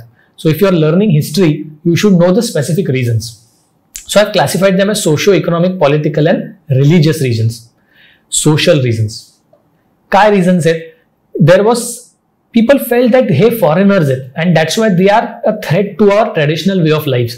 So ब्रिटिशांनी कितीही काही केलं तरी ते लोकांना पटत नव्हतं because it was considered as a harm to their traditional life. You will also find that ह्यावेळी ब्रिटिशांनी भरपूर सोशल रिफॉर्म्स आणले होते. खास करून बंगाल बिहारमध्ये त्याचा भयानक त्रास व्हायचा, कारण सती अबॉलिश केली होती, विडो रिमॅरेज त्यांनी परमिट केलं होतं, असं तसं भरपूर केलं. भले ते आज आपण बरोबर म्हणू, पण त्यावेळीच्या ट्रेडिशनल लोकांना ते पटलं नाही. So they felt that the entire British rule is harm to their traditional way of life and that is the reason why they should not be supporting it. Economic reasons पण होते. Remember I told you that when the British took hold of this entire regions in North India, the zamindars of those areas they are called as the taluqdars. त्यांच्याकडनं जमिनी काढून घेतल्या गेल्या, वाटेल तसे revenue extract केले गेले. So the peasants were also very unhappy, कारण त्यांच्याकडनं 50% रेव्हेन्यू काढला गेला. दे वर एम्पॉवरिश्ड. लोकल इंडस्ट्री संपली, तिकडचे जे क्राफ्ट्समन आणि आर्टिसन्स होते त्यांच्या हातनं सत्ता गेली. So you will find that a lot of economic troubles also started in this region because East India Company started to loot them. So when we will deal with the revenue settlements we will learn about something called as the Mahalwari settlement. ही या region मध्ये झाली where the local taluqdars were destroyed totally and that's the reason why even the local landed magnates became extremely very of the British. Political reasons पण होते जे आपण आता डॅलहाउसीच्या मध्ये समजले, तुम्ही परत रिपीट नाही करत. प्रिन्सली स्टेटचे राजे अँग्री होते, soldiers were also angry and they essentially wanted to throw off the British control. And the main important reason was religious reasons. Missionary activities चालू झाल्या होत्या. एस्पेशली ब्रिटिश आर्मीमध्ये जे इंडियन लोक होते त्यांना सुद्धा कन्वर्ट करायचे प्रयत्न केले गेले होते. So there was a man called Alexander Duff, DUFF Duff. हा माणूस जो होता, this man actually tried his level best to convert Indians into Christianity आणि त्याच्यामुळे इंडियन सोल्जर्स मध्ये राग भरला होता. त्यात एक ब्रिटिशांनी ऍक्ट काढली, जनरल सर्व्हिस एनलिस्टमेंट ऍक्ट. काय होती ही ऍक्ट? आता ब्रिटिशांना इंडिया हा बेस बनवून भारताच्या आसपासचे रिजन्स कॉन्कर करायचे होते. सो 1830s मध्ये त्यांनी अफगाणिस्तानमध्ये भारतीय सैन्य पाठवलं. बर्माचा वॉर झाला, first Anglo Burmese war happened in early 1850s, तिथे भारतीय सैन्याला पाठवलं. This enraged the Indians. Y? Because त्यावेळी हिंदू समाजात अशी एक भावना होती की हिंदूंनी भारताच्या बाहेर जायचं, you should not cross the sea and you should not go to foreign land because they are not good for residents of Hindus. So एक प्रकारची रिलिजियस सेंटिमेंट हर्ट झाली that we are now forcibly being asked to go to those regions which are religion does not allow to go. Naturally आर्मीमध्ये सुद्धा discipline खूप होता. सो traditional forms तुमचे जे काय होते, कपडे घालणे, टर्बन्स, बियर्ड्स, अशा काही इतर सगळ्या गोष्टी, फेस्टिवल सेलिब्रेट करणे, या कोणत्याच गोष्टी अलाव केल्या जायच्या नाही. So there was a kind of a religious resentment that the Indian soldiers were facing. And of course the immediate reason was that in the Barakpur regiment, in the garrison in Bengal, a rumor spread that the cartridges of the rifles that were used, ते कारतूस जे असायचे cartridges, ते तुम्हाला त्याचा cover दाताने ओढून काढायला लागायचं आणि मग ते तुम्हाला गनमध्ये भरायला लागायचे. ते जे कारतुसाचं कव्हर होतं, a rumor spread that it was made up of pig and cow fat. आता हिंदूंना गाय खायची नाही, ते तुम्हाला चावून काढायचं आहे, आणि Muslims consider pig as a impure animal, hence it should not be touched. आता पिग आणि काऊ फॅटचं बनलेलं काडतूस हे जर तुम्हाला दाताने ओढून काढायचं असेल त्याचं cover, so it naturally hurt the religious sentiments of the local region or local people, and that's why the first spark of the 1857 revolt happened in the Barakpur garrison, where Mangal Pandey and all the other soldiers revolted against the British. They shot dead their British superiors, and the entire revolt soon spread in the all regions of North India. You will find that the local peasants, artisans, zamindars all supported. You will find the dissident rulers like Rani of Jhansi, Nana Sahib Peshwa, Tatya Tope, Begum Hazrat Mahal of Lucknow, and all the other people essentially supported this revolt of 1857. And suddenly the British found themselves trapped. Lucknow, Kanpur आणि ह्या भागामध्ये तर British सेटलमेंटवर हल्ले झाले. British had their own families inside, their women inside, आणि त्यांच्यावर सुद्धा हल्ले चढवण्यात आले. आणि ह्या सगळ्यामध्ये the entire revolters went to Delhi. त्यावेळी दिल्लीचा नाममात्र मुघल बादशाह होता Bahadur Shah Zafar, and this Bahadur Shah Zafar was proclaimed as the emperor of India. आणि त्याच्या नावाखाली ह्या सगळ्या रिव्होल्टर्सनी ब्रिटिशांवर हल्ले चढवायचा प्रयत्न केला. The British were initially taken aback, they were of course extremely shocked, कारण हे अचानक भारतीयांकडनं एवढा मोठा रेझिस्टन्स येईल हे वाटलंच नव्हतं.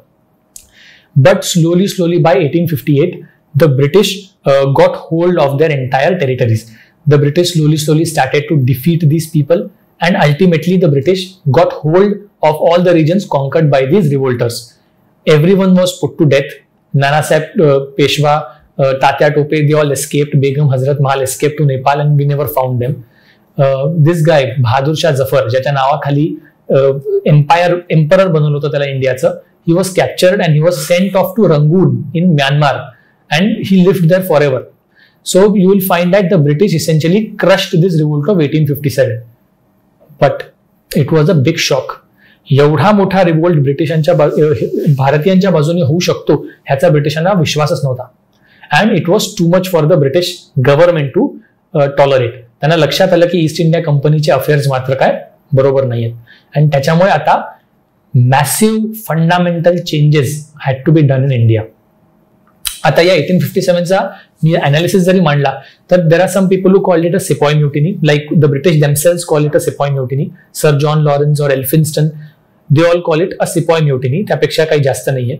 The British had a suspicion that this was a Muslim conspiracy, because Muslims were still imagining that they were the rulers of India because they had a Mughal empire. So the British felt that Muslims in India are responsible for this. So ह्यानंतरचे काही दशक you will find that the Muslims of British are quite suspicious of Muslims for the next few decades. Indians on the other hand felt that this was a first war of independence. So whether it is Veer Savarkar or Nehru, all ended up calling it as the first war of independence. So एक analysis बघितला गेला तर my personal opinion generally I tend to agree with R.C. Majumdar and many other historians. They call it as a proto-nationalist revolt. Proto म्हणजे काय? हा पूर्णपणे nationalist नव्हता, कारण त्यांच्या रिव्होल्टर्स मध्ये युनिटी नव्हती. त्यांना भारत आपली भूमी आणि त्यातनं ब्रिटिशांना बाहेर काढायचंय अशी फार प्रायमरी भावना होती. Hence this revolt is not nationalistic, it is proto nationalistic. Proto म्हणजे अर्ली फॉर्म्स, त्या नॅशनलिझमचे पहिले काही अर्ली प्रायमरी स्टेजेस त्यात दिसत होते. So proto nationalistic means that maybe this revolt had some element of nationalism but not fully developed, but certainly this was not a Sepoy mutiny. So हे पूर्णपणे नॅशनलिस्टिक पण नव्हतं, पूर्णपणे म्युटिनी पण नव्हती, त्याच्या कुठेतरी मध्ये होतं. So it is hence called a proto nationalistic revolt. So I personally tend to believe that हे अनालिसिस जास्त बरोबर आहे. So this was the revolt of 1857 which essentially shook the foundations of East India Company. जी East India Company 1600 मध्ये स्थापन केली होती to trade with India, तिचे दिवस संपले. नाव the British parliament says that enough is enough. So what starts with 1858 is the Queen's rule. Queen Victoria officially takes over all the possessions of East India Company in India. So now the regions, whatever possessions that the East India Company had in India are now officially the possessions of Queen Victoria. The Queen Victoria's rule will be propagated by the British Parliament. So the British Parliament and its Prime Minister are responsible for ruling this part in India. How will they rule it? So I guess the fourth point that I mentioned there, they will rule it through a viceroy. फरक है. Governor General of India essentially means that he is a powerful person who is tasked with, who is essentially the owner of that land. Viceroy ह्याचा अर्थ असा आहे की he is a agent of the queen. म्हणजे काय की जर एक माणूस हा व्हायसरॉय इंडियामध्ये, याचा असा अर्थ की त्याला स्वतःकडे काही पॉवर नाहीये. He is not the ruler of that land, he is merely present there as an agent of the queen. So नावात त्यांनी फरक केला की आता there will be no governor general in India, there will be a viceroy who will rule on behalf of the queen. So ह्या पूर्ण रिवोल्टच्या वेळी Lord Canning was the governor general of India. He took over as the Viceroy of India. So he is now the agent of the Queen. त्यांना हेही लक्षात आलं की princely स्टेट्सनी आपल्याला सपोर्ट केलं. सिंधियाज किंवा असे बरेचसे प्रिन्सली स्टेट्स जे होते त्यांनी आपल्याला रिवोल्टमध्ये आपल्या विरोधात काही केलं नाही, कारण त्यांनी जर केलं असतं तर आपल्याला काही खरं नव्हतं. So they realise that princely स्टेट्सला शांत करणं गरजेचं आहे, because there were many princely states were loyal to us. So the queen now said there will be no further annexation. जे काय राज्य आमच्या कंट्रोलमध्ये आलेली आहेत त्यांच्यावर आमचंच आधिपत्य असेल, but we will give internal freedom for that king to rule that kingdom. आणि ही सिस्टम 1947 पर्यंत चालू राहिली. आणि 1947 मध्ये म्हणूनच त्या किंग्सला अधिकार दिले गेले की तुम्ही ठरवा तुम्हाला भारतात जायचंय का पाकिस्तानात. So the structure of British India now was form. How was the structure? That there are possessions which are directly under the control of British, जे डायरेक्टली ब्रिटिशांच्या हाताखाली आहेत. आणि त्याच्यामध्ये interspersed are various princely states which are also governed by the British but indirectly. The king in that princely state is guaranteed the territories of his kingdom, ते कोणी कमी करणार नाही. आणि त्या राजाला त्या किंगडम मध्ये संपूर्ण अधिकार दिले जातील रूल करायचे. He will have his own administrative structure, he can have his own ब्युरोक्रॅट्स, स्वतःची मिलिटरी असेल, सगळं असेल. In return, he has to just pay the British revenue with respect to the land that he governs, and he has to support the British in all the military adventures that the British take. So World War I आणि World War II मध्ये जे भारतातनं soldiers गेले त्यात ह्या princely states मधनं सुद्धा भरपूर soldiers दिले गेले, because they were committed to help British in their military affairs. So असं हे प्रिन्सली स्टेट्स बरोबर सेटलमेंट करून त्यांची लॉयल्टी एन्श्योर केली गेली. जमीनदारांबरोबरही तेच झालं. दे रिअलाइज्ड या सगळ्या रेव्हेन्यू सेटलमेंट्समुळे जे जमीनदार ब्रिटिशांनी बसवले होते रेव्हेन्यू कलेक्ट करायला, even they were loyal to the British during the revolt, except for the certain taluqdar that were there in the UP region. So the zamindar needed to be placated. So जमीनदारांना फार powerful केलं ब्रिटिशांनी. यानंतर त्यांना कळालं की जे UP region मध्ये तालुकदार होते त्यांनी रिवोल्ट केलं आपल्या विरोधात, कारण त्यांच्या विरोधातली त्यांची जमीन आपण काढून घेतली. सो 1860 मध्ये तालुकदारी सेटलमेंट आणि मालगुजारी सेटलमेंट झाली, where the taluqdars were given back their lands. So सगळे जे सेक्शन्स होते जे ब्रिटिशांना लॉयल राहिले त्यांना शांत करायचं काम ब्रिटिशांनी केलं. त्यांना लक्षात हेही आलं की सोशल रिफॉर्म्समुळे लोक चिडतायत. सो थोडेसे पुढचे काही दशक सोशल रिफॉर्म्स जे आहेत ते स्लो केले गेले. So you will find that असा एक प्रकारचा रिकन्सिलिएटरी स्टँड ब्रिटिशांनी घेतला आणि now they established total control over India. अशा प्रकारचं एक ईस्ट इंडिया कंपनीचा रूल टोटली अबॉलिश करण्यात आला इंडियामधून. The queen took over. The Viceroy will be in India, ruling on behalf of the Queen, and the affairs of India will be dealt by a person, Secretary of the State, who will be sitting in London. And that Secretary of State will be a part of the British cabinet, and he will be answerable to the British Parliament. So आता complete control जो आहे तो British क्वीननी इंडियाचा घेतलेला आहे. सो ह्या एका रिवोल्टमुळे एक totally change the fortunes of the British empire. East India Company गेली म्हणून अत्याचार कमी झाले अशातला भाग नाही. त्याच्या जागी फक्त तेच गोरे आले, फक्त वेगळ्या स्वरूपात आले. So exploitation of India through trade, finishing off Indian local industry, making India as a source of raw material and as a market for finish goods, looting Indians from by procuring land revenue from them, अशा सगळ्या प्रकारच्या घटना ह्यानंतरही चालू राहिल्या. In fact जास्त intensely झाल्या. सो you will find that the British are now in total control of India. The British Parliament is under control, and East India Company's rule is abolished. This is Queen Victoria. I'm sorry, I'm just reserving my comments, but sorry, म्हणजे कुठल्या अँगलने queen वाटते. हिच्याकडे बघून वाटणार पण नाही की ही queen आहे. त्यापेक्षा आत्ताची जी क्वीन आहे इंग्लंडची राणी, काय नाव तिचं जे काय असेल ती वयस्कर by, at least she looks royal.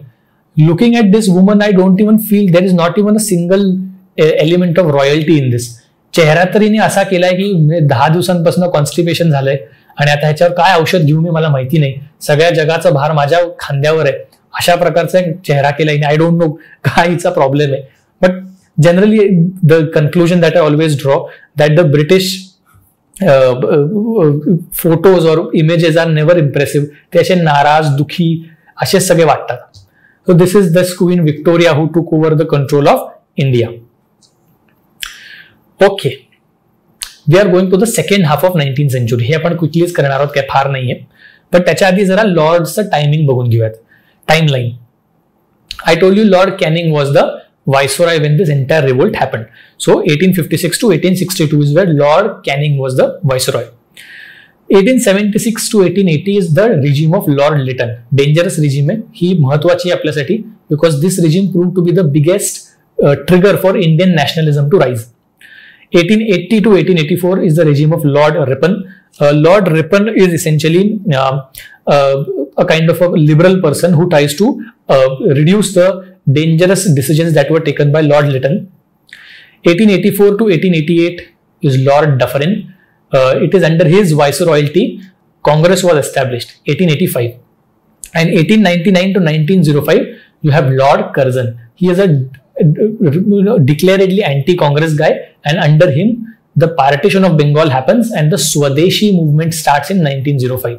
हे आपण फार नंतर बघणार आहोत, पण मी जनरल टाइमलाईन ही तुम्हाला सांगितली. Okay, so let's go to the Indian councils act. आता एक लक्षात घ्या, रिव्होल्ट झाला, त्यांना लक्षात आलं की इंडियन्स नाराज आहेत, पण एवढे नाराजी इंडियन्सची ती कुठेतरी बाहेर आधी पडणं गरजेची होती. So what happened was that the British appointed certain commission. It's called as the Peel commission to analyze the reasons why the revolt of 1857 happened. Similarly, the governor of Bombay province, Sir Mountstuart Elphinstone, this man also gave certain suggestions to the British. And what was the suggestion? They realized that the Indians have no representation in British political system, and that is why त्यांचे demands आपल्याला पटकन कळाले नाही आणि मग कधीतरी तो bubble येतो आणि तो फुटतो. So what the British said was, why not have Indians come to the British Legislative Council? So Governor General ची काउन्सिल होती. गव्हर्नर जनरलची जेव्हा काउन्सिल होती त्याच्यामध्ये पूर्णपणे ब्रिटिश लोक होती लेजिस्लेटिव्ह काउन्सिलमध्ये, even if it was an advisory body, but it was fully ruled by the British. So the British thought that त्याच्यामध्ये 6 जे इंडियन्स आधीपासून होते त्याच्याऐवजी आपण 12 इंडियन्स घेऊ आता. So now let's increase the representation of Indians in the Legislative Council so that Indians feel safe की कोणीतरी ऐकताय आमची लोक तिकडे बसलेत, they will voice our concerns. That's a different story, that whosoever Indians went there were all nominated people. कुठलं election व्हायचं नाही, they were nominated by the British and naturally pro-British Indians were only there. Constitutional governance च्या बाबतीत there is one provision that was introduced, which is applicable even today. It started something called as the portfolio system. What's the portfolio system? Essentially, Mantralaya dene. So, Governor General, there will be a finance portfolio, essentially finance minister, home minister, हा minister, तो minister. So, हे portfolios वेगवेगळ्यांना वाटणं हे चालू झालं. जे आजही आपण भारतात करतो की प्रधानमंत्री आणि त्याच्या अंतर्गत जे कॅबिनेट सिस्टम आहे त्याच्यामध्ये त्यांचे सगळे मंत्री आहेत. सो ही एक्झिक्युटिव्ह काउन्सिल जी गव्हर्नर जनरलची आहे त्याच्यात आता वेगवेगळे पोर्टफोलिओज लोकांना वाटले गेले. So they will control those particular aspects of governance. So ही सिस्टम अजूनही चालू आहे. It introduce the system of ordinance जे आजही चालू आहे. We borrowed the system of ordinance from this act की जर legislative council or British parliament is not in session and आता you need to pass some emergency law, then an ordinance can be promulgated by the Viceroy of India. ती system त्यांनी आणली. And the most important thing, this is the start of federalism in India. Now they said की governor जनरलच्या हातात power आहे ठीक आहे, पण आता प्रोव्हिन्सेसला पण पॉवर द्यायची गरज आहे. So now they set up something called as the provincial executive councils तर होत्याच, त्यांचे गव्हर्नर्स पण होते. Now they set up provincial legislative councils also, so that common Indians can be nominated to those legislative councils even in provinces, and so that those Indians feel that they are represented. So अशा प्रकारची provincial autonomy जी आहे ती बॉम्बे आणि मद्रासला दिली गेली आणि पुढच्या काही वर्षांमध्ये ह्याच इंडियन काउन्सिल ऍक्ट जेव्हा 92 मध्ये पण रिफॉर्म केली गेली 1892 मध्ये, तेव्हा ती पंजाब आणि अशा इतर प्रोव्हिन्सेसला पण दिली गेली. सो एक प्रकारचं फेडरल सिस्टम जी आहे ती तयार करायचा पूर्ण प्रयास ह्या 1861च्या ऍक्टनी झालेला आहे. So this act is again a very important act because now it is associating Indians in British administration. भले ऍडवायझरी रोल्स मध्ये, but Indians are now getting entry into British bodies. पण ह्या ऍक्टचे ऑफकोर्स काही drawbacks पुढे impact पण होते. Indians now get an experience of administration because now Indians are in British bodies, so they know how administration functions, rules कसे असतात, regulations कसे असतात, या सगळ्या गोष्टी ब्रिटिशांना लक्षात आल्या. You will find that portfolio system आणि प्रोव्हिन्शियल ऑटोनॉमी प्रचंड फायद्याच्या ठरल्या, कारण त्याच्याने एक प्रकारचं डेमोक्रेटिक स्ट्रक्चर इंडियामध्ये फंक्शनिंगचं आलं. त्याच्या ड्रॉबॅक्स पण होत्या. पण काय झालं, ह्या लेजिस्लेटिव्ह काउन्सिल्समध्ये the British were still in majority. So the British called it as official majority. So the British officials were still in majority. Indians were never in majority. त्यात सुद्धा जे इंडियन्स होते ते नॉमिनेटेड होते. So they were never elected by common people, they were nominated. Nomination सुद्धा कोणाचे व्हायचे, loyal लोकांचे व्हायचे, जे जमीनदार, प्रिन्सली स्टेट मधले राजे महाराजे असे सगळे त्या काउन्सिलमध्ये जाऊन बसायचे, who had who are already loyal to the British. They knew की हे ब्रिटिशांच्या विरोधात आवाज उठवणार नाही. Legislative council was always a debating body because it was an advisory body. It had no real powers. It could not pass the budget. It could pass the budget, but it could not discuss the budget. It could not raise supplementary questions. काहीच नाही. सो essentially नावापुरती ही एक body तयार केली legislative काउन्सिलची, जिथे इंडियन्सला त्यांनी जागा दिली. But this prove to be a major booster for Indians to start their political activity. तुमचे जे मॉडरेट्स जे लेट 19th सेंचुरीमध्ये तयार झाले ते सगळे ह्याच बॉडीजमध्ये इलेक्ट व्हायचे आणि तिकडनं त्यांना आवाज मिळवला आणि इंडियन प्रेस जी होती ती इंडियन प्रेस यांचं सगळं म्हणणं लोकांपर्यंत पोहोचवायची. So this prove to be a major factor for development of nationalism in India. This is how the Indian Council Act and its official papers looked. So it's written the Indian Council Act and the Act amending it. अशी ती दिसायची. Okay, आता ब्रिटिशकडनं इंडियन्सकडे येऊयात. Why did the Indians feel की आपल्यात nationalism असलं पाहिजे? Why were the Indians uncomfortable with the British? This rise of Indian nationalism now starts in the second half of 19th century. 1857 revoltचा तर अर्थात महत्वाचा role ठरलाच. They realize how cruel the British are. But there are other reasons also. ते एक reasons आपण बघून घेऊयात. Administrative union. For a change, Indians were now under one political entity. This is a very controversial topic whether British created India or not. Whatever be it. But the British brought Indians under one administrative unit. And now all Indians were ruled by all similar laws. Civil laws त्यांचे होते, पण criminal law IPC 1961 मध्ये आला होता. They were ruled by the same governor general, same provincial governments. They had the same police, the same army, the same civil service, the same judiciary, the same laws. सो एक प्रकारचं union झालं administrative. सो ह्या निमित्ताने का होईना पण people had some commonness in them, आणि ह्या commonness became a big factor for them to realise that the British rule was a foreign rule. हे आपली लोक नाहीत, हे आपल्या फायद्यासाठी नाहीत, हे त्यांना लक्षात आलं. You will also find that there was intense racism that happened in British ruled provinces. You will find that there were people in East India Company like Henry Dundas who actually said clearly to the soldiers and officials of East India Company that you should not be intermingling with Indians. Don't marry Indian women. अशा प्रकारचे डिक्टाट्स दिले गेले होते. All the British settlements, be it Calcutta or Bombay, they had clear demarcations where the white population lived and where the Indian population lived. So अशा प्रकारचं racism British करत होते, त्याच्याने Indians were very very angry. So Indians and dogs not allowed ह्या ज्या concept होत्या त्या ह्यापासून आल्या. You will find that the British were religiously also insistent that Indians convert to Christianity. मिशनरीजचं काम होतं, अलेक्झांडर डफ आणि इतर सगळ्या लोकांचं काम होतं. ह्या सगळ्यामुळे इंडियन्स ऑलरेडी वैतागले होते. You will find that the British had introduced modern education. Remember 1813 च्या चार्टर ऍक्ट नंतर मॉडर्न एज्युकेशन इंडियामध्ये चालू झालं. This English education actually made Indians aware of Western ideas. They read about how America fought its independence. ह्याच काळामध्ये south American countries सुद्धा early 1800s मध्ये they became independent. They saw how Europe was transgressing to democracy. इंग्लंडमध्ये कसे नवीन नवीन democratic गोष्टी होत होत्या हे सगळं त्यांना दिसत होतं. त्याचबरोबर इंग्लंडमध्ये किंवा एकंदरीत युरोपमध्ये एनलाइटनमेंट एज चालू होतं. We always knew there are 3 ages of transformation in Europe: Renaissance, Reformation and Enlightenment. So हे जे एनलाइटनमेंट एज होतं हे 18th and 19th सेंचुरीमध्ये आलं होतं. So all your major thinkers, Immanuel Kant, Rousseau, Montesquieu, John Locke, Schopenhauer, blah blah, हे जे सगळे जी नावं तुम्ही घेता हे सगळे ह्या टाइममध्ये आले होते. आणि त्यांचे सगळे डेमोक्रेटिक मॉडर्न आयडियाज जे होते ते सुद्धा हे इंडियन एज्युकेटेड इंडियन्सला ते अपील झाले की हे आपलं इंडियामध्ये पण असलं पाहिजे. So nationalism grew in this educated class of Indians. These educated class of Indians essentially became the moderates of the late 19th century. So all your Firoz Shah Mehta, Mahadev Govind Ranade, all these people, Surendranath Banerjee, ही सगळी जी नावं आपण ऐकू यापुढे, these were all moderates and they were influenced by modern ideas. So English education proved to be a major factor for rise of nationalism. Role of press.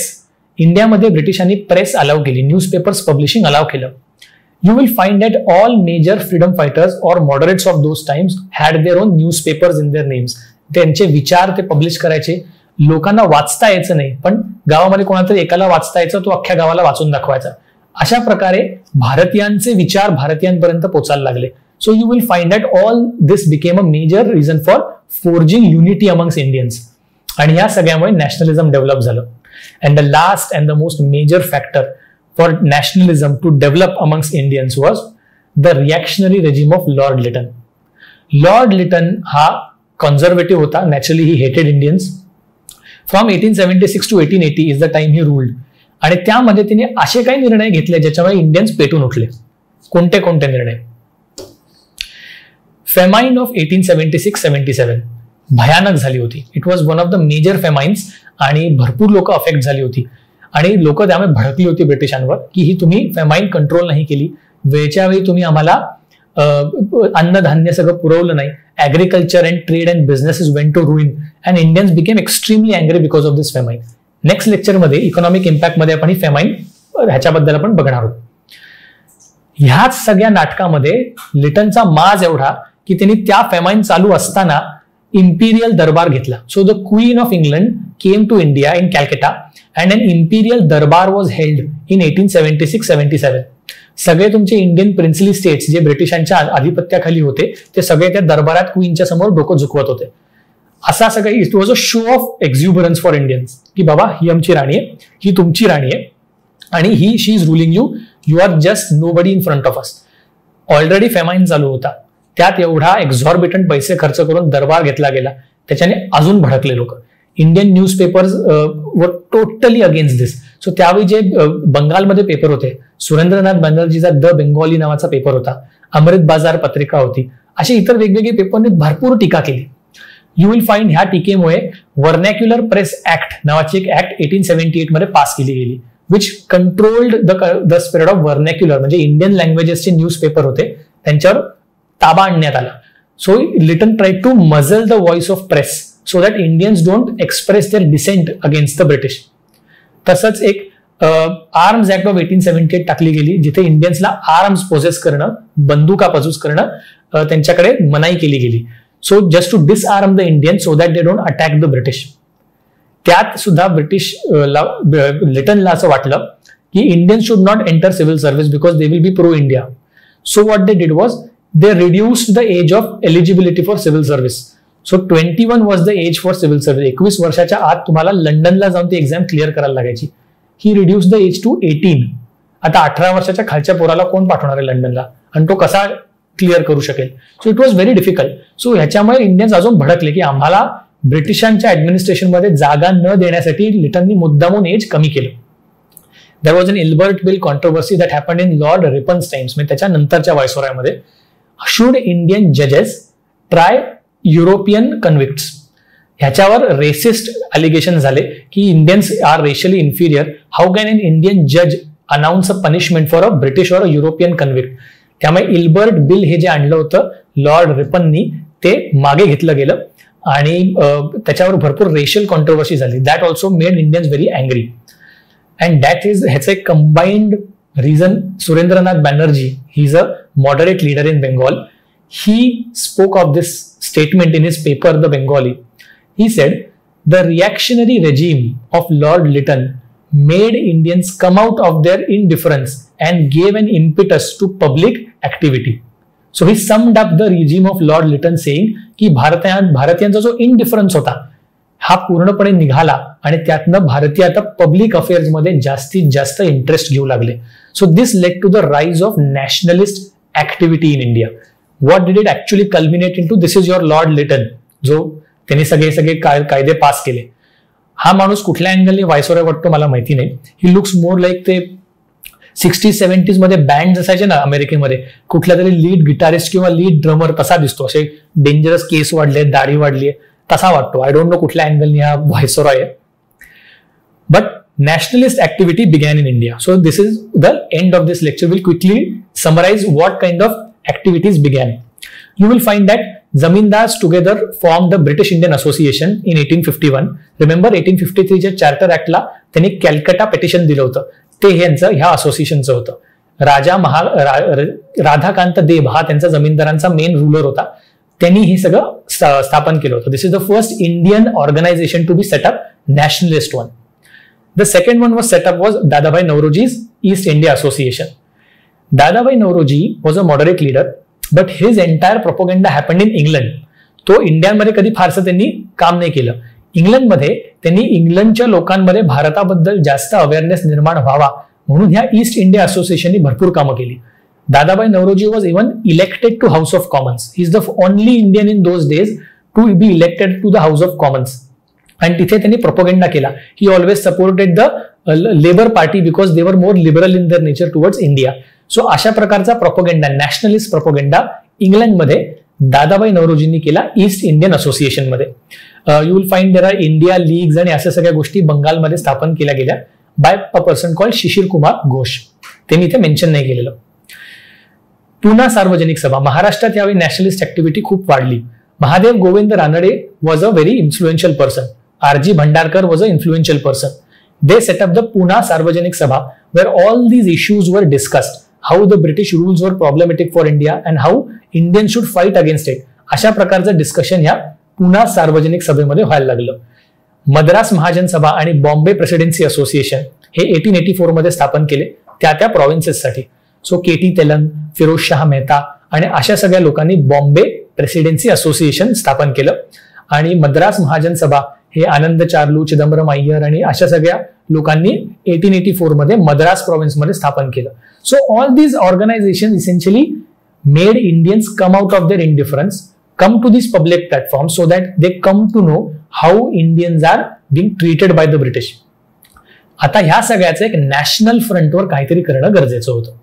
म्हणून काय केलं गेलं, एक ऑल इंडिया कॉन्फरन्स एस्टॅब्लिश केली गेली 1885 मध्ये की बाबा ह्या सगळ्या लोकांनी एकत्र यावं.